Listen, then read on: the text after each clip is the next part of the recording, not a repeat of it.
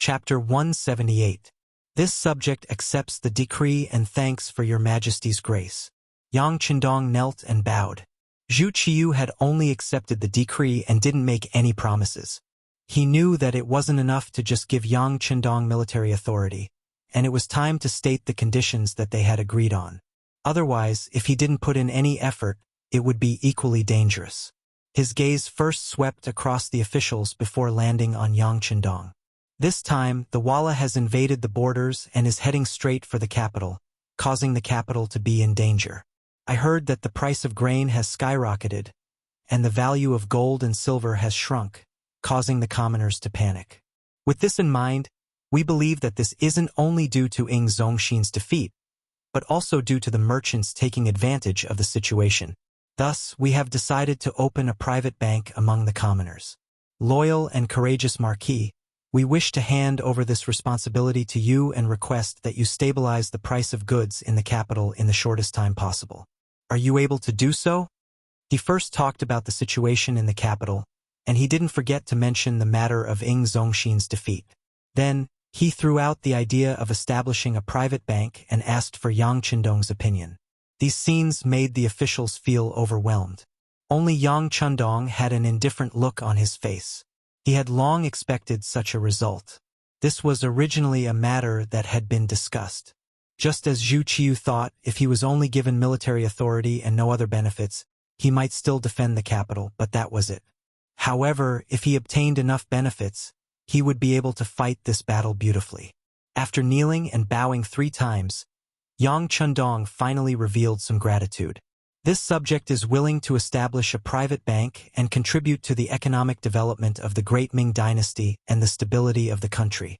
At the same time, this subject intends to change the name of the private bank to the Yang Family Bank. At that time, this subject will pay 2 million taels of silver to the national treasury every year as business tax. I ask for your majesty's permission. Hiss! A series of gasps could be heard in the hall. As for the matter of establishing a bank and changing its name to the Yang Family Bank, many people still didn't understand what was going on. However, there was one sentence that was very clear. That was, if a bank was willing to hand over 2 million taels of silver to the national treasury, that was equivalent to half of the annual agricultural tax. What kind of figure was this? It was also money that many officials could not earn in their lifetime or even several lifetimes. However, it was easily promised by Yang Qindong. How could people not be shocked when they heard it? For real, Emperor Zhu Qiyu was the most surprised. If you don't manage the household, you don't know the cost of firewood and rice. These words were also applicable to the emperor. Originally, Zhu Qiyu only wanted to be a yuwang. She only saw the emperor's awe-inspiring appearance and how everyone responded to his call. However, after becoming the emperor, he realized that money was the most important thing in a country. Money was needed for a natural disaster. Building irrigation works required money. Building a city required money. More money was needed to raise officials and soldiers. In short, if one wanted to be a wise emperor who was praised by everyone, then he needed to use countless amounts of money to solve everything and strive to satisfy more people. This was the emperor's task. Although Renxian's rule was first and the national treasury was abundant, a lot of money was used in the Battle of the Tumu Castle. After the defeat, it was unknown how much money was needed to compensate the soldiers. Moreover, there were 2 emperors ruling at the same time. The income of a country was divided into 2 parts. As a result, it was foreseeable that in the future, there would be more income and less expenditure. Moreover, if he wanted to become a truly famous ruler, the task of unifying the entire country was a must. It was very likely that he would have to fight with Zhu Qizhen. If he wanted to fight a war, who knew how much money he would need? As a result, how to generate income became the focus of the work in the future. At this time, Yang Qindong stood up and said that he would set up a Yang Family Bank and would be able to send 2 million taels of tax every year. How could this not make Zhu Qiyu's heart blossom with joy? A Yang Family Bank could pay 2 million taels a year. If there were 10 such banks, then wouldn't the problem of expenditure be solved? Wouldn't they be able to deposit more taels into the national treasury? In his joy, he couldn't help but cry out in surprise. Cough, cough. Jining, who was standing at the side, coughed softly. She used this method to remind Zhu Qiu of his loss of composure in front of the palace. At this moment, the emperor also reacted. He quickly made up for it. Good, very good. Since the loyal marquis is so confident, we will deposit 500,000 taels first. Depositing 500,000 taels of silver was nothing to an emperor. This was just Zhu Qiu's way of expressing his support for this matter. Many thanks, Your Majesty, for being the first customer of the Yang family bank to deposit money. This subject will give you a monthly interest of 0.45%. That is 500,000 taels of silver. The monthly interest is 2,250 taels of silver. Yang Chendong quickly thought and gave an answer. With a monthly interest of 0.45%, that was 100 taels of silver. The monthly interest would be 450 taels of silver. 1,000 taels of silver would be 450 taels of silver. 10,000 taels of silver would be 45 taels of silver. This kind of interest was still very high. At least it was higher than the current interest of a modern bank. This naturally became a great temptation, causing the eyes of the other ministers to light up when they heard the result. 500,000 taels of silver. The monthly interest would be 2,000 taels of silver. That was enough money for many large families to spend for 2 to 3 months or even longer. Although there were very few people who had so much savings, they should have at least 50,000 taels of silver. This way, the monthly interest of the Yang family bank would be 200 taels of silver. No matter how one looked at it, it was appropriate. Not only were the officials shocked by this result, even Zhu Qiu was shocked by Yang Chendong's words. Loyal Marquis, do you know that the words of the emperor are not joking? This subject naturally knows. Your Majesty only needs to prepare the silver. Once we win this battle to protect the capital, the Yang family bank will quickly be established. At that time, Your Majesty only needs to send people to deliver the silver and then collect the monthly interest. Yang Chendong said with confidence. Although the interest of this deposit was not low, it was nothing compared to the interest he set for the loan. As a modern person, he naturally knew that money only had an important use in circulation. If everyone saved their silver and did not use it to stimulate consumption, the progress of society would be much slower. Zhu Qiu naturally believed Yang Chendong's words. In front of the officials, he said, "Good. Then we will wait for the opening of the Yang family bank." Ha ha ha. With Zhu Qiu's laughter, the court session came to a successful conclusion. However, when the officials walked out of the hall, not many of them revealed relaxed expressions. First, they still doubted whether Yang Chendong, who was not even 20 years old, really had the ability to protect the capital. Second, was opening that bank really that profitable?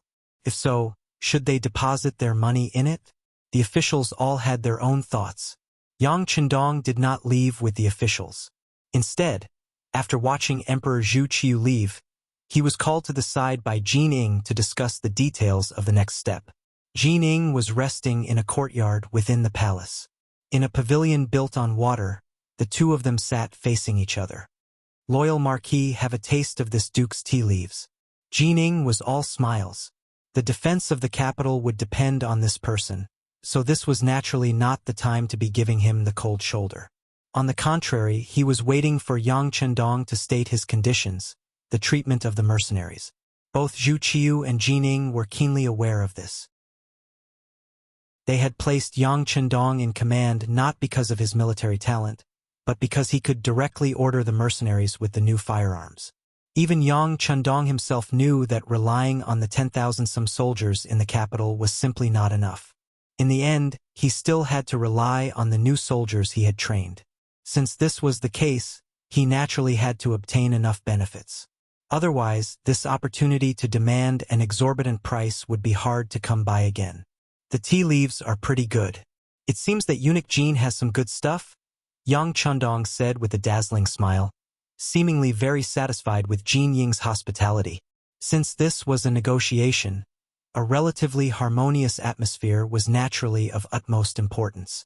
It was not a life-and-death battle between two enemies. It was just a matter of money. This required excellent patience and a good atmosphere. Ha ha ha, loyal Marquis. You praise me too much. This duke is simply being rewarded by his majesty. Jining threw his head back and heartily laughed, his good mood written all over his face. How could he not know that this was an opportunity for Yang Qindong to ask for benefits, as well as an opportunity for him to obtain benefits? Although the two of them were very different in age, they both had the heart of a fox. Using a large fox and a small fox to make up the situation was not excessive at all. As expected, His Majesty's rewards are always the best, Yang Qindong said with some emotion. Then he brought up the main topic. But I wonder what kind of reward His Majesty will give for using the mercenaries this time? Finally, they talked about the main topic. At this moment, Jin Ying's expression became much more serious. But I wonder how many mercenaries loyal Marquis has invited this time, and what are their chances of defeating Walla's army? It seemed that Jin Ying was much more mature than Yang Qindong, as if he had always held the initiative. Yang Qindong did not care about this. With the mercenaries in hand, the initiative was in his hands. As for who made the first request, in his opinion, it did not matter. This was not an equal negotiation and transaction to begin with. Haha, how much chance of victory there is, how many mercenaries can be invited to help, all depends on how determined His Majesty is. Yang Qindong picked up the teacup and took a sip. At the same time, he spoke with confidence. Chapter 179. Oh, based on what you're saying, if the Emperor's reward is enough, we can definitely win this battle? Jin Ying was not very interested in Yang Qindong's boasting. He was just a young boy who was not even 20 years old. He had only been on the battlefield once and relied on his so-called advanced firearms to save Zhu Qizhan. Did he really think that he could treat all the heroes of the world as if they were nothing? Could he really treat the Tile army as if they were invisible? Wasn't he being too arrogant? Jin Ying wanted to strike a blow at Yang Qindong and weaken his momentum. Then, during the negotiations, he would have more power to take the initiative and naturally be able to obtain more benefits. Yes, Marquis has absolute confidence. Yang Qindong replied confidently. There was still a calm smile on his face. How could he not see Jin Ying's intentions? How could he not know that war was ever-changing? Logically speaking, even if you had great power, you could not speak too confidently. But this time, he was going to do the opposite. He had absolute confidence that he could win this battle. All of this came from his confidence in the firearms in the warehouse and his absolute trust in the cold front. He was about to bring the tea to his mouth and see how Yang Qindong would answer his question. As long as he said something that lacked confidence, that would be the time for Jin Ying to press the issue.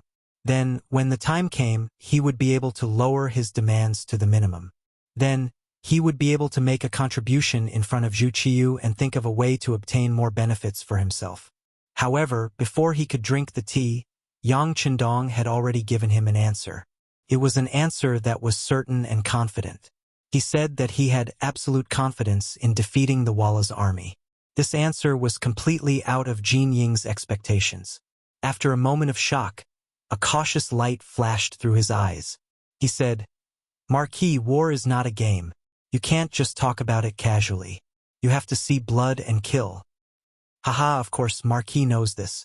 When Marquis saved Ying Zong and the 9 important officials at Tumu Castle, he also saw blood.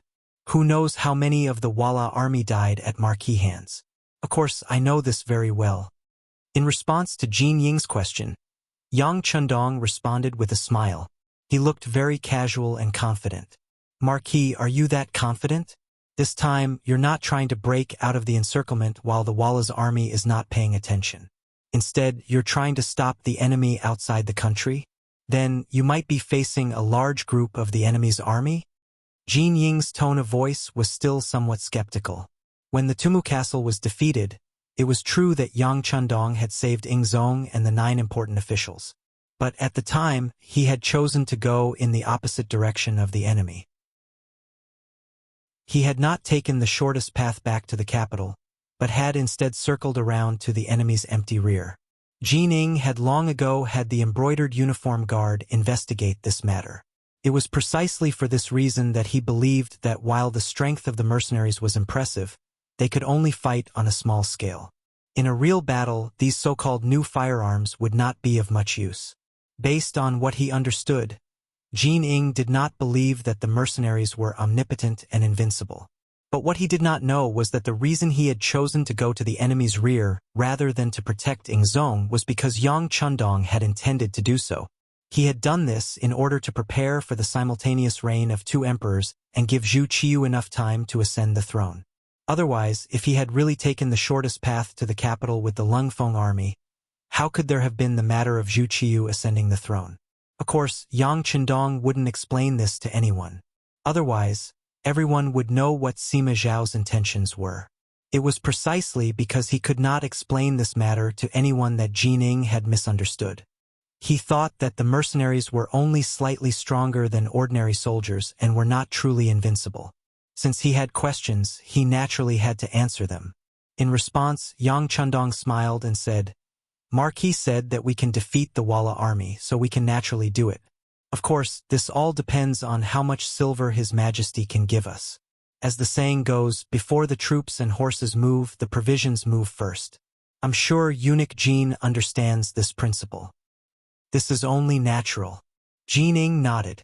Seeing Yang Chundong so confident and giving such an absolute answer when asked about the outcome of the war, the great eunuch was very curious as to how much this person wanted. Since the loyal Marquis is so confident, this is naturally a great thing. Presumably, when we really win the battle, the Emperor and the common people will definitely be grateful to the loyal Marquis. However, I wonder how much money it will cost? There's no need to say thanks. As a subject of the great Ming dynasty, one of Marquis' responsibilities is to defend the country from the enemy. At the very least, the amount of silver is not what Marquis wants. It's just that the strength of the mercenaries is too great. The price to pay for their help is very high. Yang Chundong looked as if he wanted to explain in detail, but he was interrupted by Jin Ing. "All right, we are all understanding people and smart people. There's no need to go into so much detail. You only need to tell me the amount of silver you need. When the time comes, I will naturally report it to His Majesty." Jin Ing interrupted Jin Ing. This was her way of expressing her reluctance. At the same time, it was also a signal that everyone was understanding people. There was no need to beat around the bush. It was better to directly state the amount of benefits needed in order to be willing to work. Jin Ing felt that she had seen through the loyal Marquis. Yang Chundong did not explain this. There were many things that had to be told in the end. Before that, everything would be in vain. He only chuckled and said, "Eunuch Jin is a straightforward person.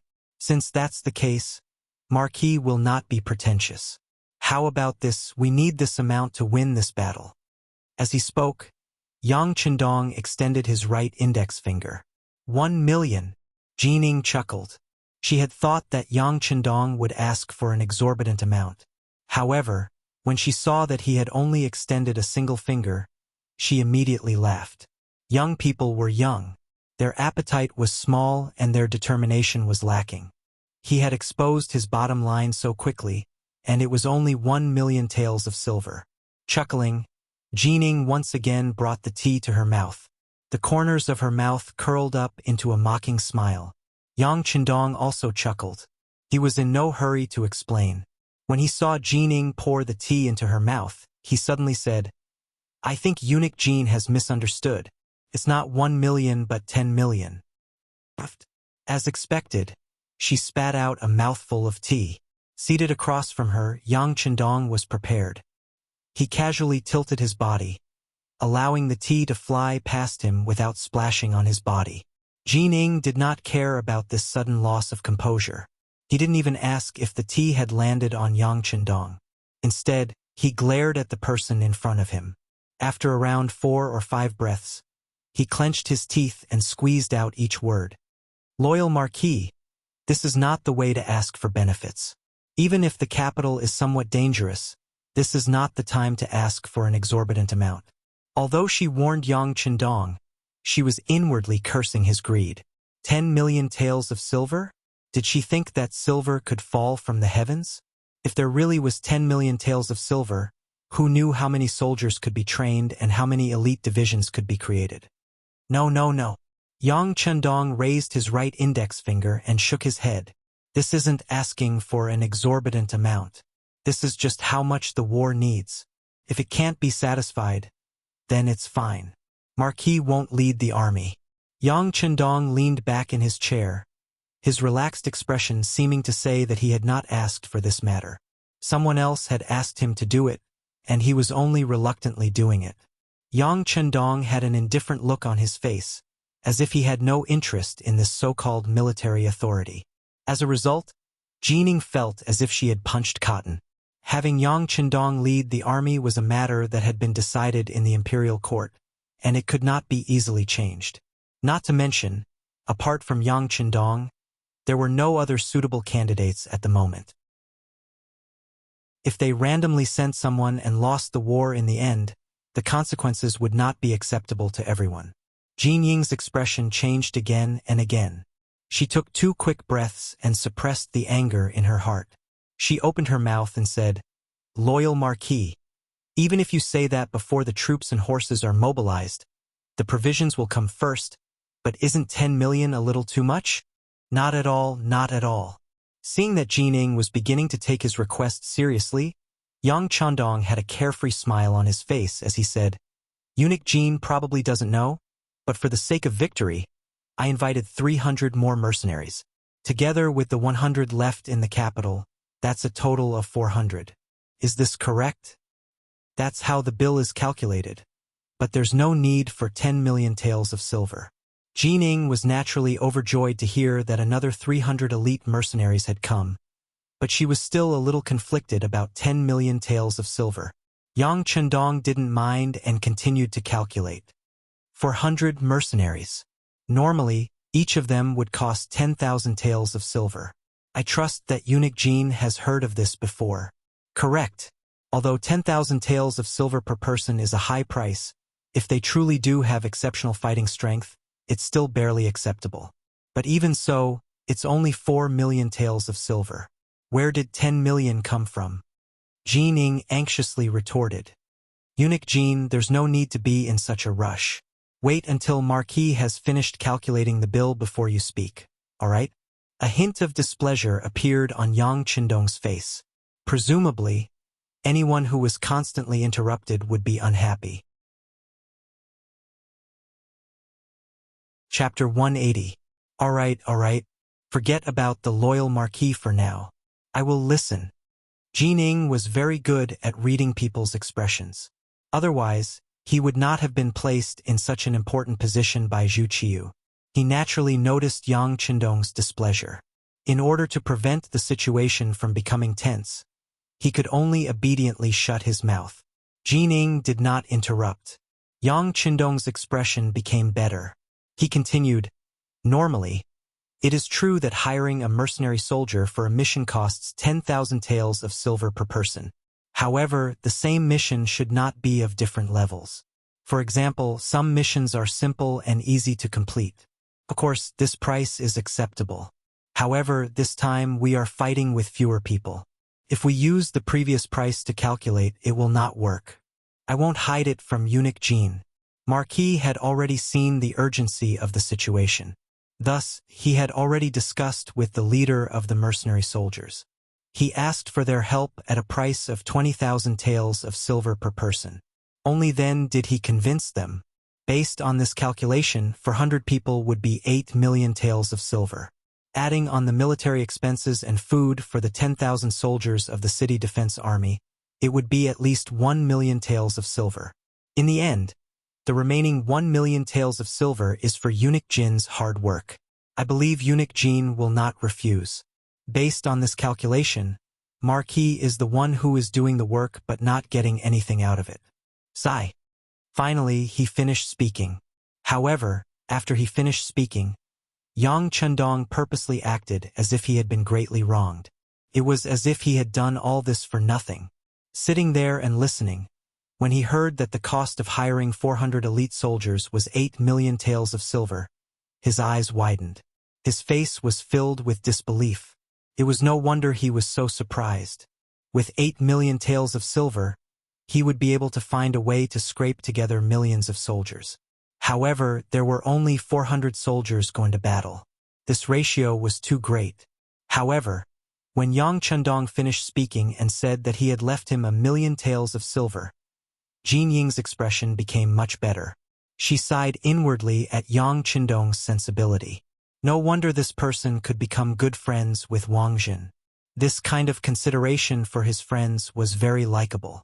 However, when he thought about it from another perspective, 10 million gold coins was a large expenditure.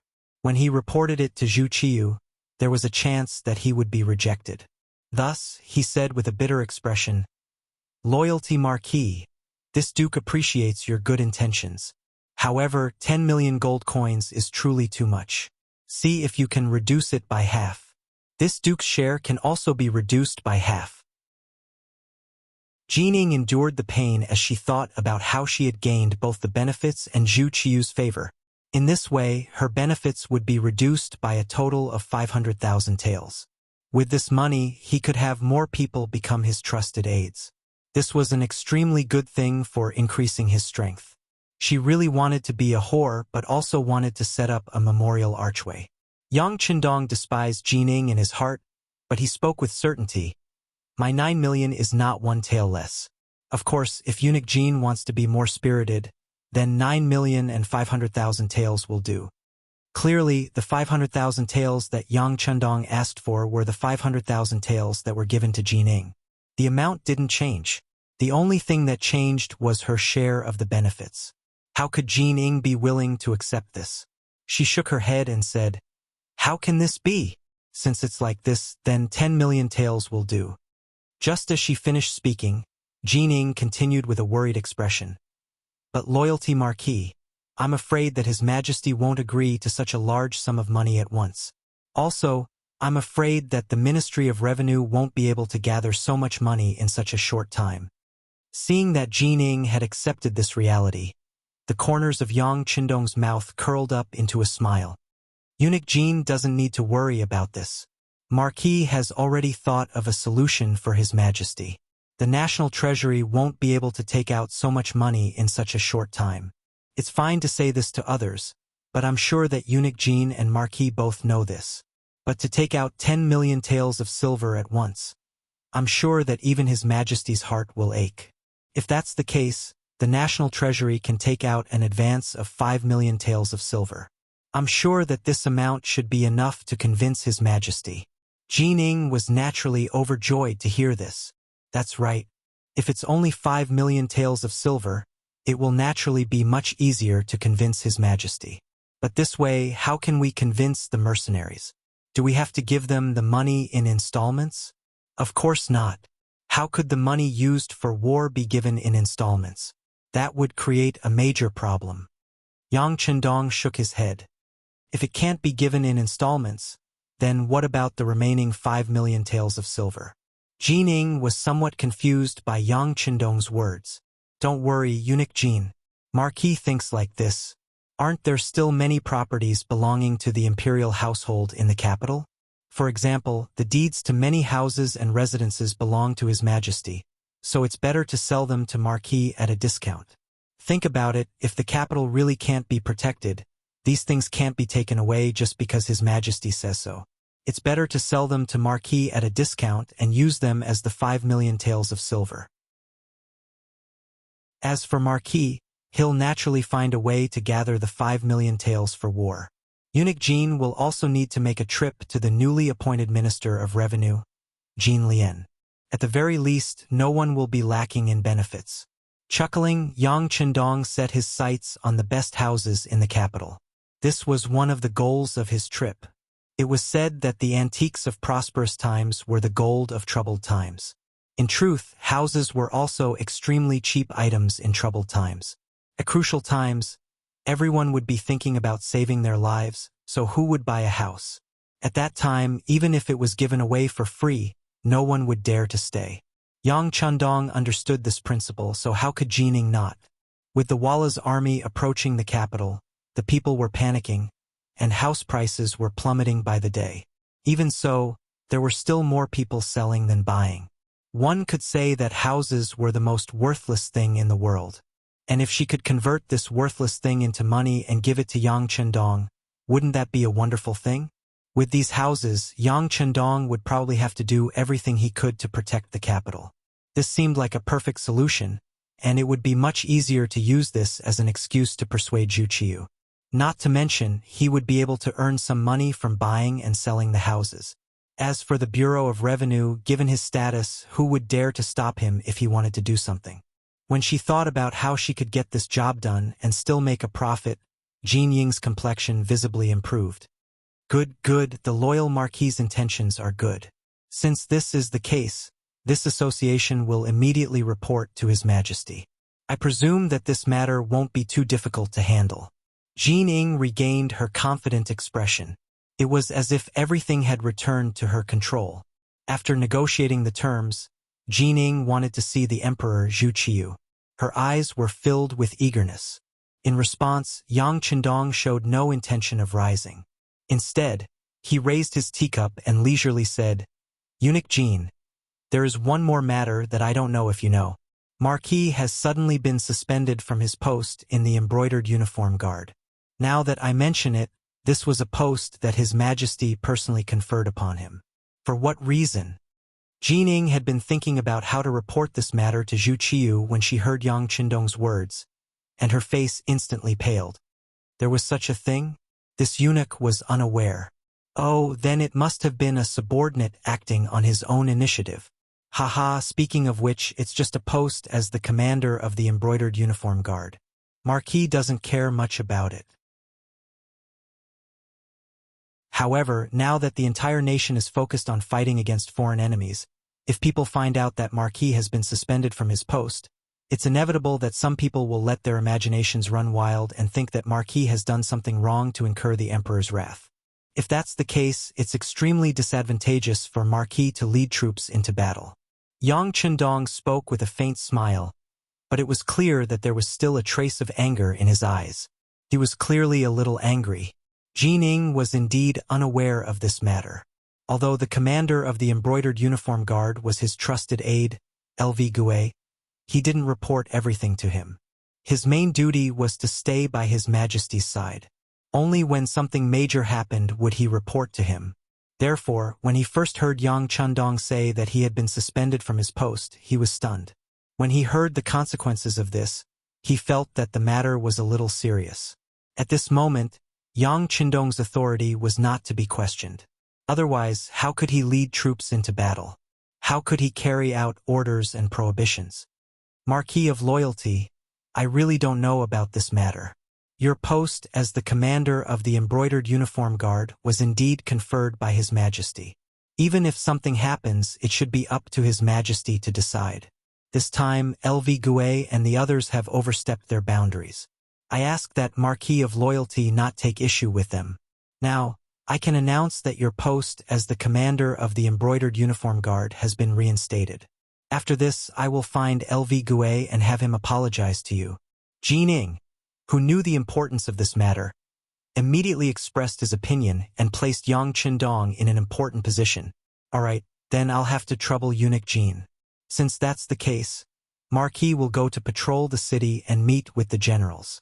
All right, I'll have to trouble Eunuch Jin to hurry up with the matter of the silver. Walla's army will soon arrive at the city. If they aren't in place by then, Marquis can't guarantee that the soldiers will fight with their lives. As for the matters at the Ministry of Revenue, I'll arrange for my cousin Yang Fu to go there. If there's anything, you can discuss it. Yang Chendong finally stood up. He had said what he needed to say and done what he needed to do. It was time to prepare for the war. Good. Don't worry, Marquis of Loyalty. I'll go see His Majesty now. The silver will be quickly sent over. All right, I'll have to trouble Eunuch Jin. All right, LV Gue should be Eunuch Jin's man. Since that's the case, when the silver arrives, ask him to find Marquis to get your 1 million taels. Yang Chendong chuckled, then cupped his fists and bowed before leaving the palace. Chapter 181. Yang Chendong had specifically asked Lu Gue to come and get the silver. It was clear that he wanted to make things difficult for Lu Gue and take revenge for his previous suspension. How could Jin Ying not see that? She just thought that since Lu Gui had been wronged, then he had to pay the price for his mistake. It was just lowering his head and admitting his mistake. Presumably, Lu Gui did not have the guts to not listen to her and not lower his head. After Yang Qindong left, Jining went to the palace where Zhu Qiu was resting. She picked out some things that could be said about what had just been discussed. When Jining said that Yang Qindong needed 10 million taels of silver to guarantee victory, Zhu Qiu was shocked. What? Does fighting a battle require so much silver? It was no wonder that Zhu Qiu was so surprised. Ever since he had taken the throne, he had never experienced this. Previously, when Shihang had left the city to fight, he had been in too much of a hurry. He had only asked the Ministry of Revenue to replenish some provisions before leaving. At that time, Zhu Qiu was still trying to stabilize his position and did not think too much about it. Now, when he heard that fighting a battle required so much silver, he was naturally surprised and even shocked. He continued to listen. When he heard that he only needed to pay 5 million taels of silver and the rest could be offset by real estate in the capital, he breathed a sigh of relief. However, he still had a stomach full of doubts. My dear subject, does fighting a battle require so much silver? Although Jining was very trusted by Zhu Qiu and held great power, she also knew that the emperor's inquiry could not be concealed. Otherwise, once she lost the emperor's favor, she would lose everything. Your Majesty, normally we don't need so much money to fight a war, but this time we used the loyal Marquis. He also invited the mercenaries with advanced firearms to help. More than 80% of the money is for them to use. According to what the loyal Marquis said, the ammunition for that kind of firearm is very expensive. Moreover, with our great Ming's technology, it is impossible to make it. That is why the price is so high. I see. After listening, Zhu Qiu couldn't help but sigh and say, my great Ming dynasty has a vast territory and abundant resources. Why can't we make an advanced firearm? After this battle, we have to urge the weapons workshop to hurry up and develop them. Your Majesty is wise. This subject will remember this matter. However, do you think we should agree to the request of the loyal Marquis? The situation is perilous, and the Tile army can arrive at any time. If we don't settle down and miss this chance, the capital will be in danger. Jining anxiously asked Zhu Qiu, still thinking about the benefits that belong to her. Promise him. As long as we can protect the capital and repel the Walla, all he needs is some money and property. What's wrong with giving it to him? Just as my beloved official said, this is my country, my world. Everything here belongs to me. Naturally, I can take back what I have given away at any time. Zhu Qiu stood there with his back straight and his eyes looking into the distance. At this moment, he exuded the aura of an emperor. When these words reached Jin Ying's ears, he couldn't help but kneel on the ground in submission. Your Majesty is wise. This subject will do as you say. Jining left. After receiving Zhu Qiu's decree, the Ministry of Revenue quickly took out 5 million taels of silver and sent it to Yang Qindong's immortal abode. Yang Fu was also invited to the Ministry of Revenue to discuss the matter of property. Although Yang Fu was Yang Qindong's older cousin, he had long been impressed by his younger cousin's methods in Jianing Prefecture. Later on, because of his outstanding performance, he had been assigned to manage the realm beyond heaven and the immortal abode, wielding great authority. Now that Yang Qindong had arranged for him to go to the Ministry of Revenue to discuss matters, how could he dare to be negligent? After meeting with his younger cousin and understanding Yang Qindong's intentions, he set out. With the money and provisions gradually arriving, the commander-in-chief, Yang Qindong, began to get busy. The first thing he did was summon the commanders of the central, eastern, western, southern, and northern cities, the 5 commanders of the 5 armies, to the immortal abode for a meeting. Yang Qindong had been made general of swift cavalry and left commander of the 5 armies of the capital. He was in charge of all military affairs in the capital, large and small. The order to control all the soldiers in the city had been passed down long ago, and the 5 commanders were all waiting for Yang Qindong to summon them. When the order arrived, the 5 commanders were escorted by a few personal guards to a private room on the 2nd floor of the immortal abode. As commanders of the 5 cities' military office, they were also called commanders. Their positions were not very high, only at the 6th rank, and they were considered military officials. In an environment where the emphasis was placed on literature and the suppression of military might, generals were not valued, and they were even inferior to some of the 7th-rank civil officials. In a place like the immortal abode, they rarely visited. Their positions were low and their incomes were low. Even when they occasionally visited, they would only be looking for a seat in the main hall. They rarely even visited the private rooms on the 1st floor, much less the private rooms on the 2nd floor. Only platinum card members were allowed to enter, and these were people who were either extremely wealthy or extremely noble. This time, they had been summoned by Yang Chendong to enjoy such treatment. When they reached the 2nd floor, they were extremely cautious. Even when they saw the azure-robed Yang Chendong in the private room, they were still very cautious. "You're all here. Take a seat." He looked at the 5 commanders of the 5 armies. They were Tao Jin, Yang Jie, Gao Li, Mao Fushou, and Sun Tong. As generals in charge of defending the capital, there was a limit to what they could do. No one could have imagined that someone would come knocking on their door, so these 5 were not skilled fighters. On the contrary, they had only obtained their current positions because of the influence of their ancestors. But because Zhong and Shihang had suffered consecutive defeats, the capital had become dangerous, and their positions had become extremely important. It was precisely because their positions were so important that the 5 of them began to think of ways to leave their current positions. Perhaps it was because they were cowards, or perhaps it was because they knew their own weight, but there was no way they could win in this kind of war. This forced them to find other methods. It was as if among the 4 of them, apart from Sun Tong, the other 4 had all found some connections. It was just that time was short, and this was a position that no one could avoid, so Tao Jin and the others had not been able to find a suitable replacement. The situation had already been thoroughly investigated by the Security Bureau, and Yang Chendong was naturally very clear about it. And this time he called the 5 of them over. To put it bluntly, he wanted to reorganize the internal affairs. He would definitely not allow unstable factors and situations to appear in the midst of a war. The 5 of them stood in front of Yang Chendong with apprehension. When they heard that they could sit down, the 5 of them cupped their fists and said respectfully, "Thank you, Marquis."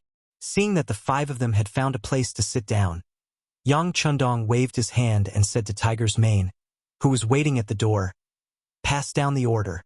Don't serve the dishes yet, and there's no need for anyone to serve here. Everything will be discussed after Marquis has finished discussing matters." "Yes," Tiger's Mane replied, then closed the door of the private room and waited there. At the same time, his ears perked up to ensure that if anything happened in the room, he could immediately rush in to protect the young master's safety. The room was closed, and there was no one else in the room. There wasn't even a cup of tea to quench their thirst. For a moment, the 5 of them felt waves of nervousness, and the more cowardly ones began to break out in cold sweat.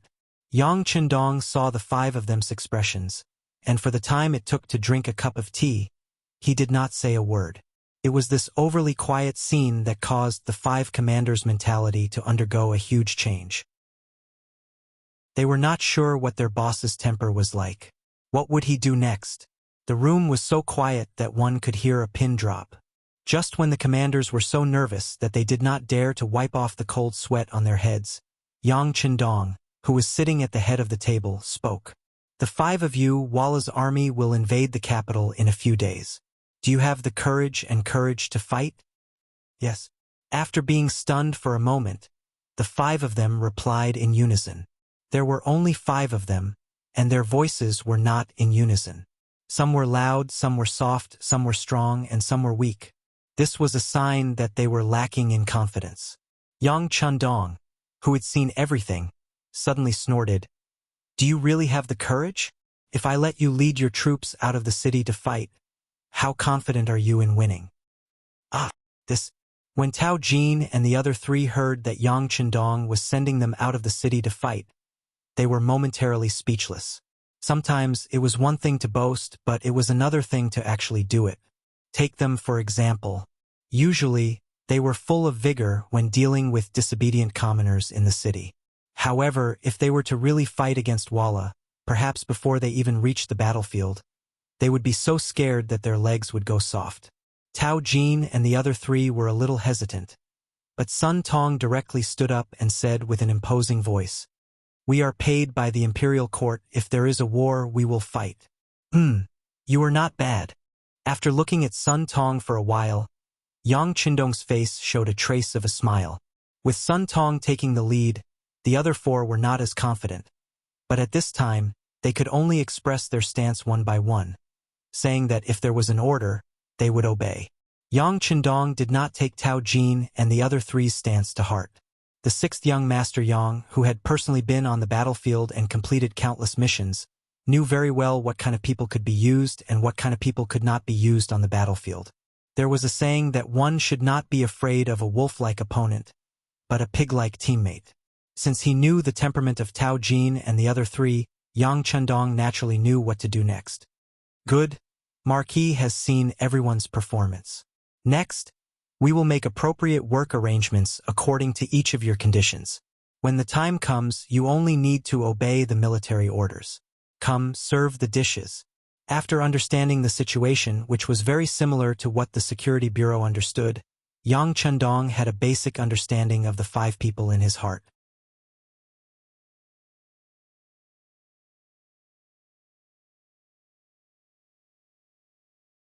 Using Zhu Qiu's words, one should never doubt the people one used.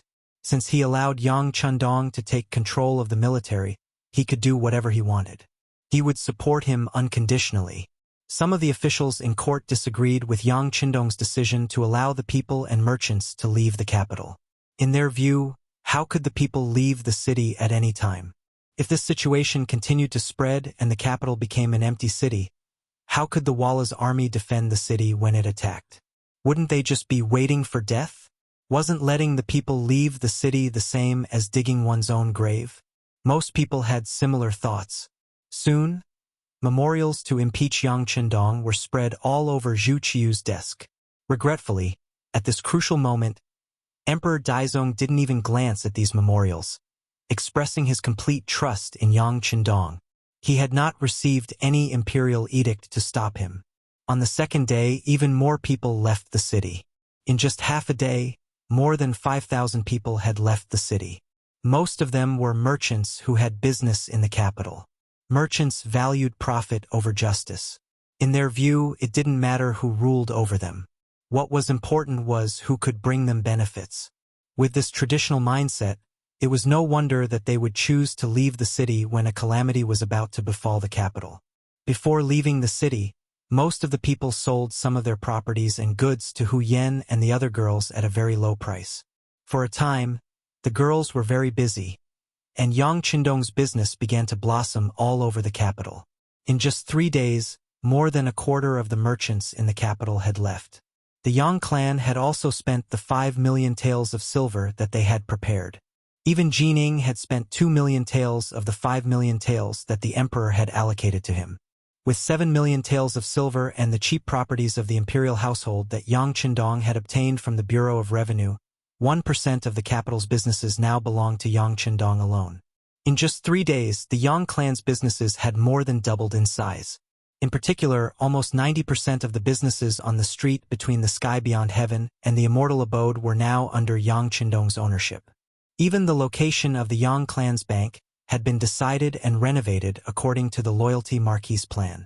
Many people had taken note of Yang Qindong's actions, but they did nothing to stop him. On the contrary, they watched as things unfolded as if they were watching a show. Emperor Jing Zhu Qiu in particular was watching all of this from the perspective of a spectator. On the first day that Yang Qindong had made his move, Zhu Qiu had received a report from Jining. But he was not alarmed. He was happy because the more Yang Qindong invested in the capital, the more confident he was in the defense of the capital. The more money he invested now, the greater his harvest would be in the future. It was precisely because there was no one to stop them that all the plans went smoothly. On the morning of the 4th day, a group of 500 embroidered uniform guards wearing flying fish robes appeared outside the immortal abode. Over the past few days, the immortal abode had become Yang Qindong's resting place. After all, now that he had taken command of the army, he could not return to the Yang clan manor like before. If something happened, wouldn't that delay his plans? It was precisely because Yang Qindong was staying in the immortal abode that the appearance of the 500 embroidered uniform guards caused Tiger's Mane, who was responsible for the young master's safety, to become extremely nervous. He hurriedly sent a message to the nearby company commander Xiaofeng, asking him to hurry over as quickly as possible. At the same time, he also instructed Xiao Vi's first squad of guards and Dao Xiao's second squad on the street across the street to prepare for any sudden changes. After making all the necessary preparations, Tiger's Mane went to see Yang Qindong. Yang Qindong had slept rather late last night after fighting with the 4 women. When Tiger's Mane arrived, he had just finished washing up and was about to eat breakfast. When he saw Tiger's Mane enter the room with a nervous expression, he couldn't help but smile. "What is it? Has the Walla's vanguard arrived?" "Not yet. The people from the Security Bureau have reported that their vanguard is still 200 li away from the capital. They'll probably arrive by nightfall." Tiger's Mane relayed the report to Yang Qindong. When he saw the young master looking at the report from the Security Bureau, he cautiously took half a step forward. "Young master, 500 embroidered uniform guards have arrived. They're currently guarding the entrance. However, I've already sent someone to call Company Commander Xiaofeng over. We definitely won't let them threaten the safety of this place. The embroidered uniform guards are here." After listening to Tiger's Mane's report, Yang Qindong's face didn't show the slightest bit of surprise. Instead, he said, "This Jining is quite calm. Forget it, bring their leader in to see Marquis." "Ah? Oh." Tiger's Mane originally thought that when the young master learned that so many embroidered uniform guards had arrived at the entrance, even if he wasn't nervous, he would at least show a certain amount of surprise. He never thought that he would still be so relaxed. Could it be that all of this was within the young master's plan? It must be. In Tiger's Mane's eyes, Yang Qindong was already a godlike existence. In his eyes, whatever the young master said was the truth, and whatever the young master did was the most correct. With this understanding, the originally nervous Tiger's Mane relaxed quite a bit. He nodded and turned to leave. Just as Yang Qindong had predicted, the embroidered uniform guards weren't here to cause trouble. They were here on orders from the head eunuch, Jin Ing, to collect the silver. They'd previously agreed that Jin Ing would receive 1 million silver out of the 5 million taels of silver. She'd also requested that the embroidered uniform guards commander Lu Gui personally come to collect the silver. This morning, Lu Gui had come to complete this mission. As for the reason he'd put on such a grand display, it was naturally to give Yang Qindong a show of strength and intimidate him. He wanted to let this Marquis know that the consequences of provoking the embroidered uniform guards were not to sleep well or eat well. Outside the immortal abode, the commander of the embroidered uniform guards, Lu Gui, and Commander Han Ji, were leisurely chatting. "Sir, don't you think the loyalty Marquis was scared witless after seeing such a scene? I saw the immortal abode's gates shut after we arrived," Han Ji said to Shangguan Lv Gui in a flattering manner, as if he were a petty person intoxicated with success.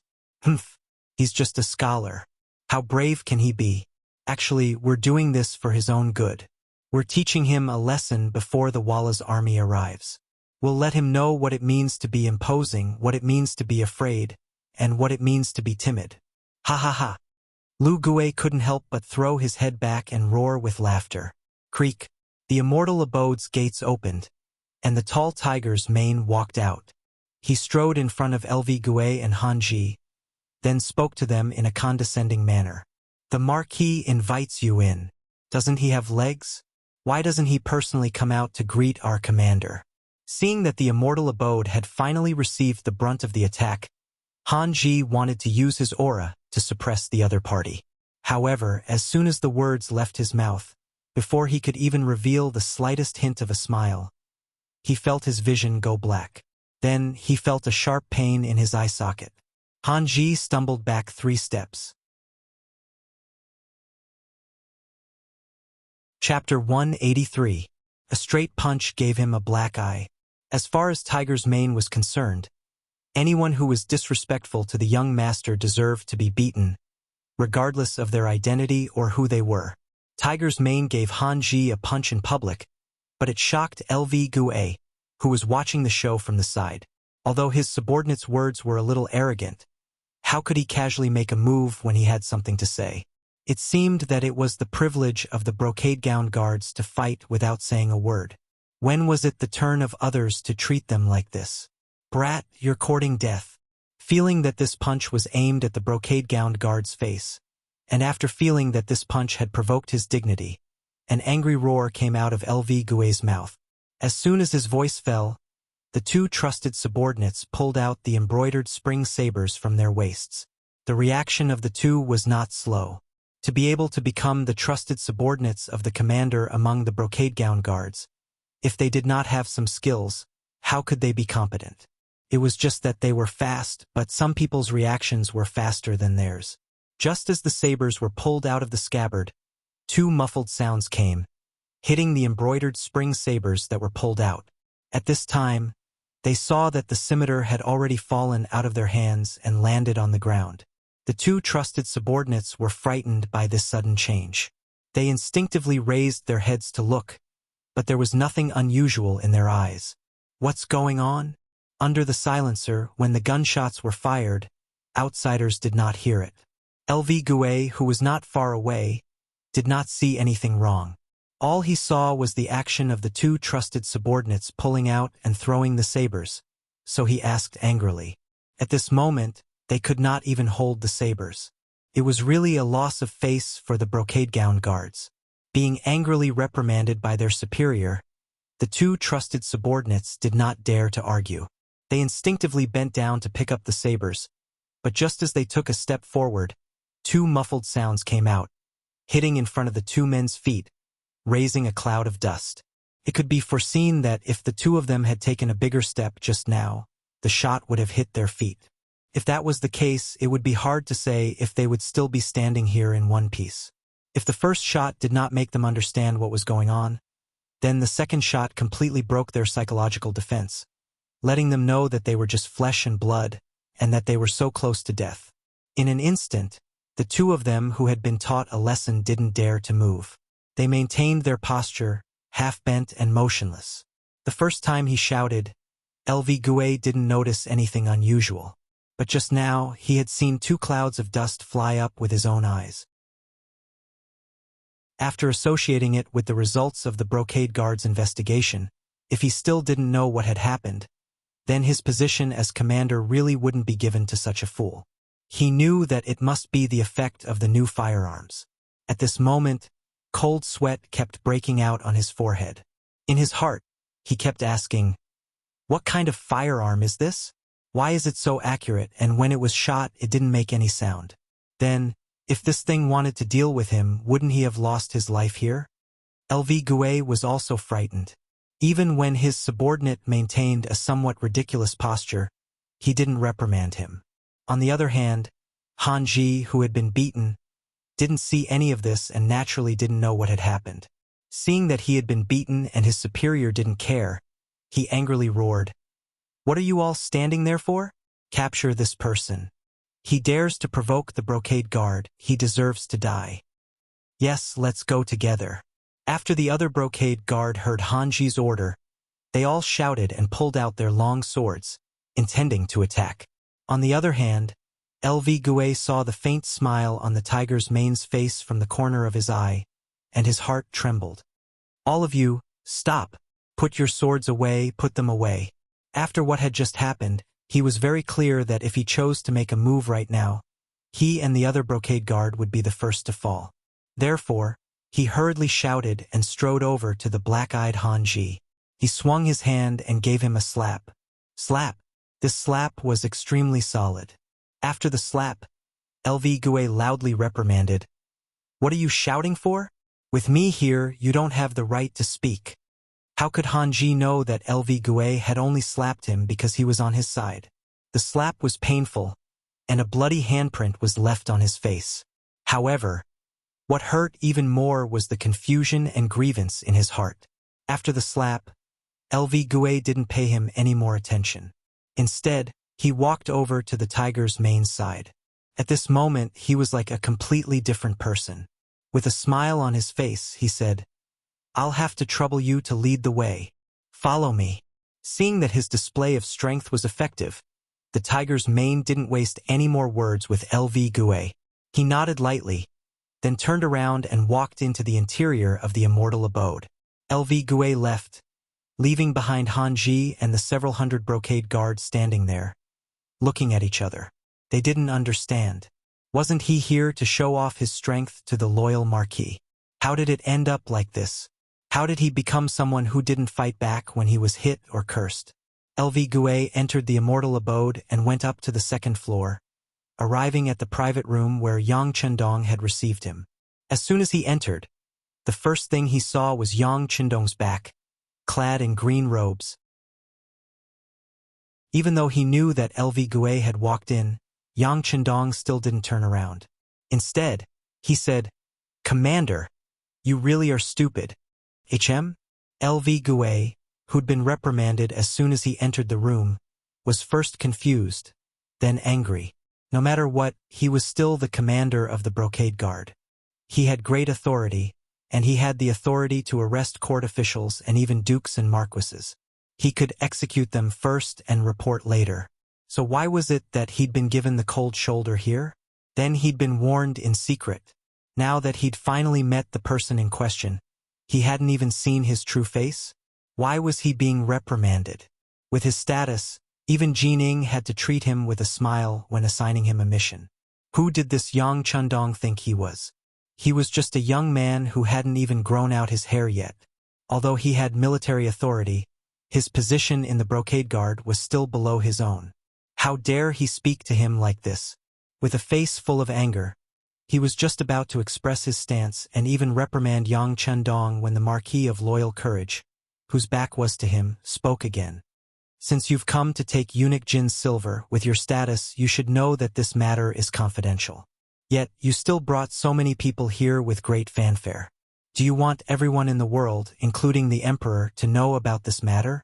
With this question, LV Gue, who'd been about to retort, immediately shut his mouth.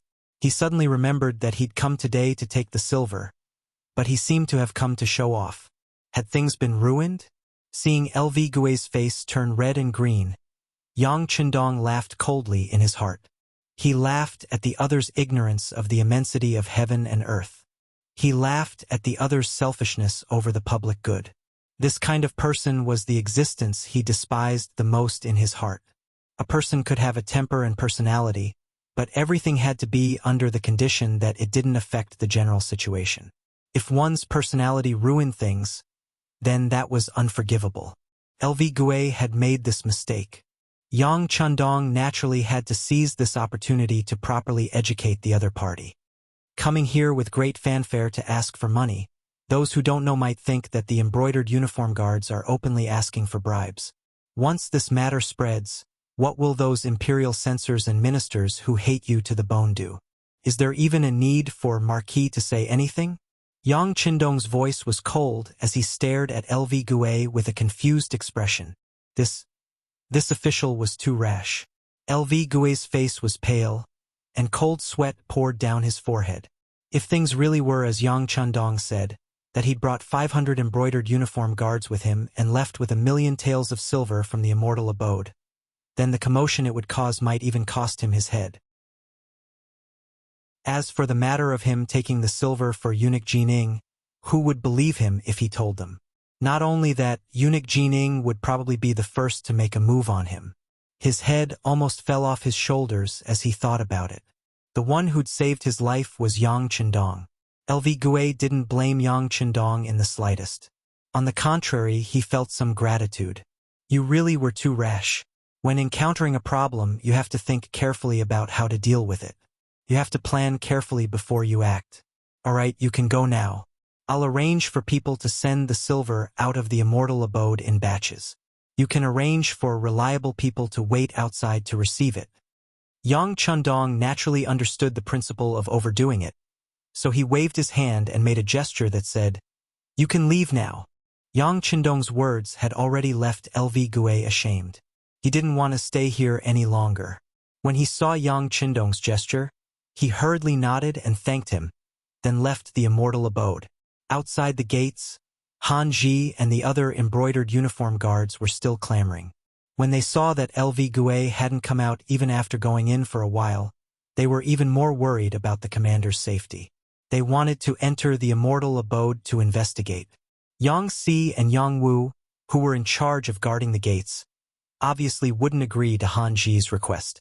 They stood in front of the immortal abode with Qiu Vi and the others, blocking everyone's path. Oh! When he saw that someone still dared to block the embroidered uniform guard's path, Han Ji was inwardly delighted. However, he pretended to be angry and turned to the embroidered uniform guards behind him. Brothers, do you see this? There's someone who doesn't give the embroidered uniform guard's face and dares to block our path. Tell me, what should we do?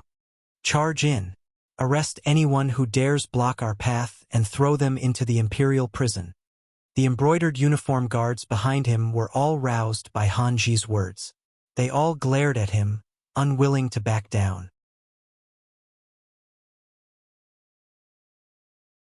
Chapter 184. Several hundred people were shouting at the entrance of the immortal abode. This scene had long since attracted the attention of many commoners. It was as if they were looking at animals in a zoo. Every one of them had expressions of schadenfreude on their faces. To the commoners, both the embroidered uniform guard and the immortal abode were representatives of privilege. They were both lofty existences. To be able to see them fighting amongst themselves was like a dog-eat-dog situation. The commoners were happy to see it happen. More and more commoners gathered to watch. Gradually, even the servants and spies of the ministers began to appear in the crowd. They all wanted to figure out what was going on. Just as more and more people gathered to watch the commotion, LV Gue walked out of the immortal abode's entrance. When he saw so many commoners gathered around, his heart tightened. The loyal Marquis had been right. Things had already gotten to this point. If they were to take away such a large sum of gold and silver, it was easy to imagine what kind of impact that would have. If it weren't for Yang Qindong's warning, he would have made a grave mistake. He might even lose his head. And all of this was because he had trusted his subordinate Han Ji's words. He'd said he was giving Yang Qindong a show of strength, but in reality, wasn't he also putting his own head on the line? Everyone had this kind of mentality. When something happened, they were always willing to push the blame onto others. It was as if this was the only way to make them seem more intelligent. LV Gue had pushed all the blame onto Han Ji. When he saw how Han Ji was still jumping around, as if he wasn't afraid of making a big fuss, LV Gue couldn't help but feel angry. He quickly stepped forward and slapped Han Ji's face. Pa! A loud slap fell, causing the originally bustling street to quiet down. Bastard! Who told you that Walla's spies had infiltrated the immortal abode? This official went in to investigate, but there was nothing. As the head of the embroidered uniform guard, you actually believed a subordinate's report so easily. You didn't even investigate properly before taking action. Even this official was used by you. This is truly infuriating. From today onwards, Han Ji will be demoted to Chenhu of the embroidered uniform guard. Not only was Lu Gue slapped, but he was also scolded. Even Lu Gue's rank was demoted by more than one rank. Only then did Lu Gue feel much better. He looked around with a sinister gaze and said to the commoners who were watching the show, "What's there to see? Disperse." The dignified commander of the embroidered uniform guard had spoken. Who would dare to stay here? Everyone immediately scattered in all directions, restoring peace and tranquility. LV Gue immediately left with his people. Han Ji, who was stunned by the two slaps, was also dragged away by several of his trusted subordinates. With this sort of example, the other merchants would have to think twice before doing anything out of line. As for how these merchants would be dealt with after being arrested, the embroidered uniform guard would probably know what to do. At most, they would be using money to buy their lives. As for those merchants who only cared about wealth and not the country, but killing a few of them as an example wasn't out of the question. After dealing with these merchants, Yang San continued to report. Young Master, Commander Leng Song has brought 3 companies of Leng Feng to the outskirts of the capital. They only need your order to enter the city. He's asking for Young Master's instructions on when and how to enter the city. In Yang Xie's new army, there were currently 20 companies and 5 battalions in the army, and 20 companies and 5 battalions in the navy. However, Yang Chendong didn't integrate these armies, and they were still divided into battalions. But even so, 2 commanders were appointed, and they were Leng Song of the army and Gao Xiong of the navy. This time, after learning that the young master was going to fight with Tile in the capital, they had to properly deal with the other party's spirit. In Crimson City, the battalion commanders of the Yang faction's new army were all busy fighting for this opportunity to perform well in front of the 6th young master. With the various battalion commanders fighting over this opportunity, Gao Xiong and Leng Song couldn't come to a decision. In the end, Leng Song, as the commander, brought 3 companies of soldiers over. After all, this battle was under the command of the 6th young master, and to be able to learn from the 6th young master was Leng Song's wish. As the only commander of the army and the highest-ranking officer other than Yang Chendong, if he were to personally lead the soldiers, the other battalion commanders naturally lost their chance. Since they couldn't become the commander, the other battalion commanders set their sights on the position of company commander. For a moment, the battalion commanders were willing to lower themselves by a rank and come to the capital as company commanders, listening to the orders of the 6th young master. For this matter, Leng Song and Gao Xiong had a headache for a long time. In the end, after some coordination, they came up with a result that satisfied all parties. Leng Song would be the commander of the 1st Battalion and the commander of the 2nd Company. Tung Shan, who was originally the commander of the 3rd Battalion, would be the commander of the 3rd Company. The commander of the 4th Battalion, Wu Shang, would be the commander of the 4th Company. If one added on the 2nd Battalion commander, Xiaofeng, who had arrived in the capital early, then there would be 1 commander and 3 battalion commanders, forming 4 elite companies. At this time, Yang Chendong was holding a list in his hands. On it was a detailed list of the 300 men of the 3 companies. There were many names on this list that he could name. These were the first batch of cold front soldiers that he had personally trained, and 4th Battalion Commander Wu Shang had also been trained by him. But when he graduated, there were too few officer positions, so he had been assigned the position of squad leader. He hadn't expected that after the training and outstanding performance in Crimson City, he would be promoted to battalion commander so quickly. Okay, arrange for them to enter the city in the afternoon. That's right, have them all wear camouflage uniforms and enter the city. Since they're called mercenaries, they naturally have to be different from other soldiers. Yang San will be in charge of this matter. Tiger's Man will arrange for people to find a large courtyard in the city and have Leng Song and the others settle down there. Remember, without the permission of the young master, no one is allowed to approach that place. If any embroidered uniform guard or Eastern faction guard spies want to understand the situation, see some blood, but it's best if they don't kill anyone. The cold front had been single-handedly established by Yang Chendong, and he had spent a great deal of effort on it. Now that he finally had a chance to shine his sword, he naturally couldn't be careless. As the orders were passed down, the capital began to bustle with activity. Many embroidered uniform guards wearing flying fish robes suddenly appeared outside the shops that were operating. Upon their appearance, they immediately took away the shopkeepers and sealed up the shops. Their appearance was so sudden that many of the shopkeepers had cold chains around their necks before they could even understand what was going on. For a moment, one could see embroidered uniform guards on the streets, as well as the fat shopkeepers in cotton robes who had been captured by them. The sealing of shops and the capture of shopkeepers had caused wave after wave of unrest. This was especially the case since the majority of the shops that had been sealed were those that sold rice and salt. These were the most basic necessities of the common people, and this made them even more anxious.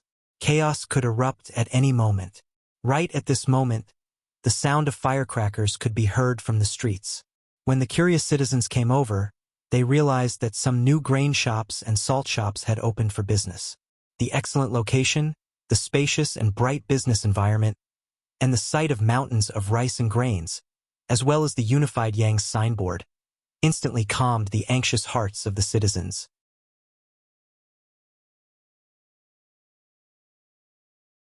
Chapter 185.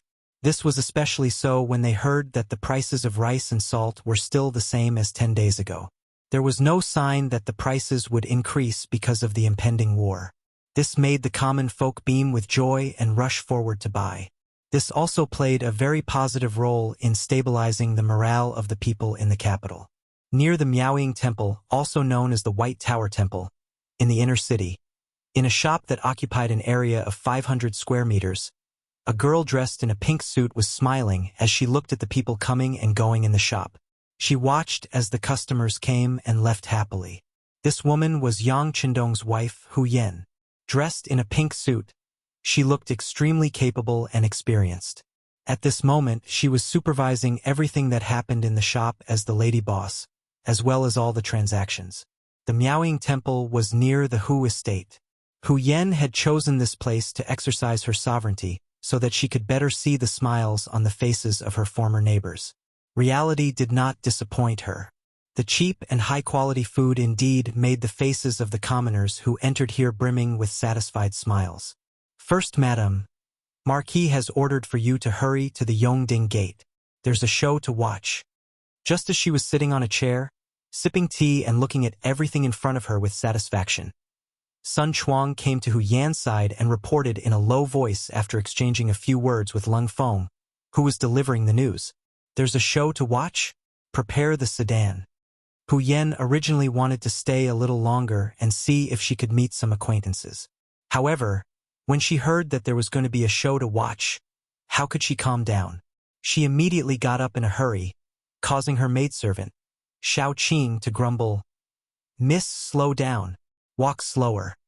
The same scene happened to Chao Yin, Madame Shui, and Madame Xiang, who were patrolling the various shops in the city. They had all received news that there was a show to watch at the Yongding Gate, and that their husband was waiting for them there. Thus, they all came in their sedan. On the tower of the Yongding Gate, Yang Qindong, dressed in green, was standing there. Beside him were Tao Jin, Sun Chuang, and the other commanders of the warden's office. The five of them stood there and looked into the distance.